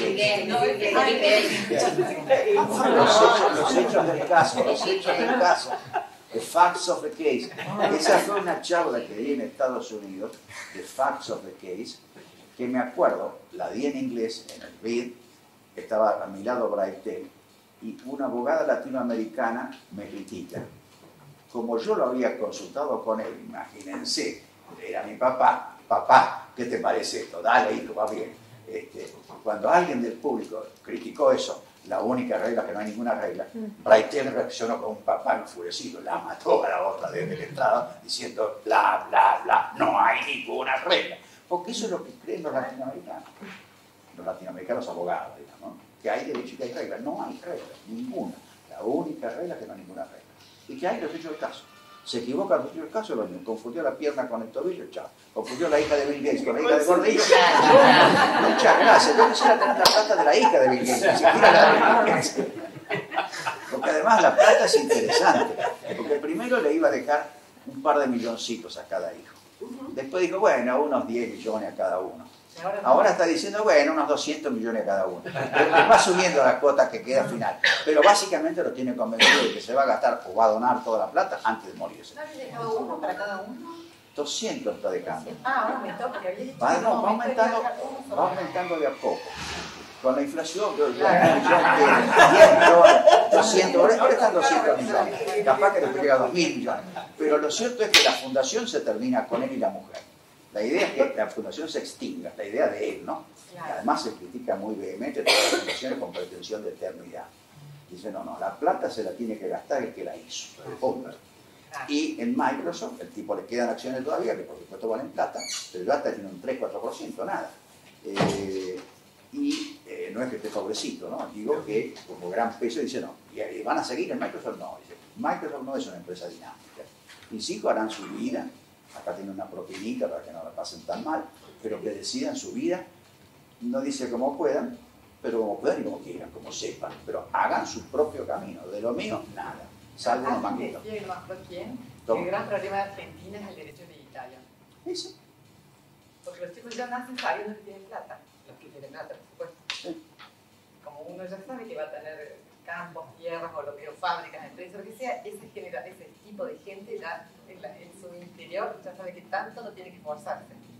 En cambio, los otros países luchan porque el padre los herede. Así, y los padres hacen lo que quieren con la plata. Así es, no hay la obligación de heredar. No, acá sí.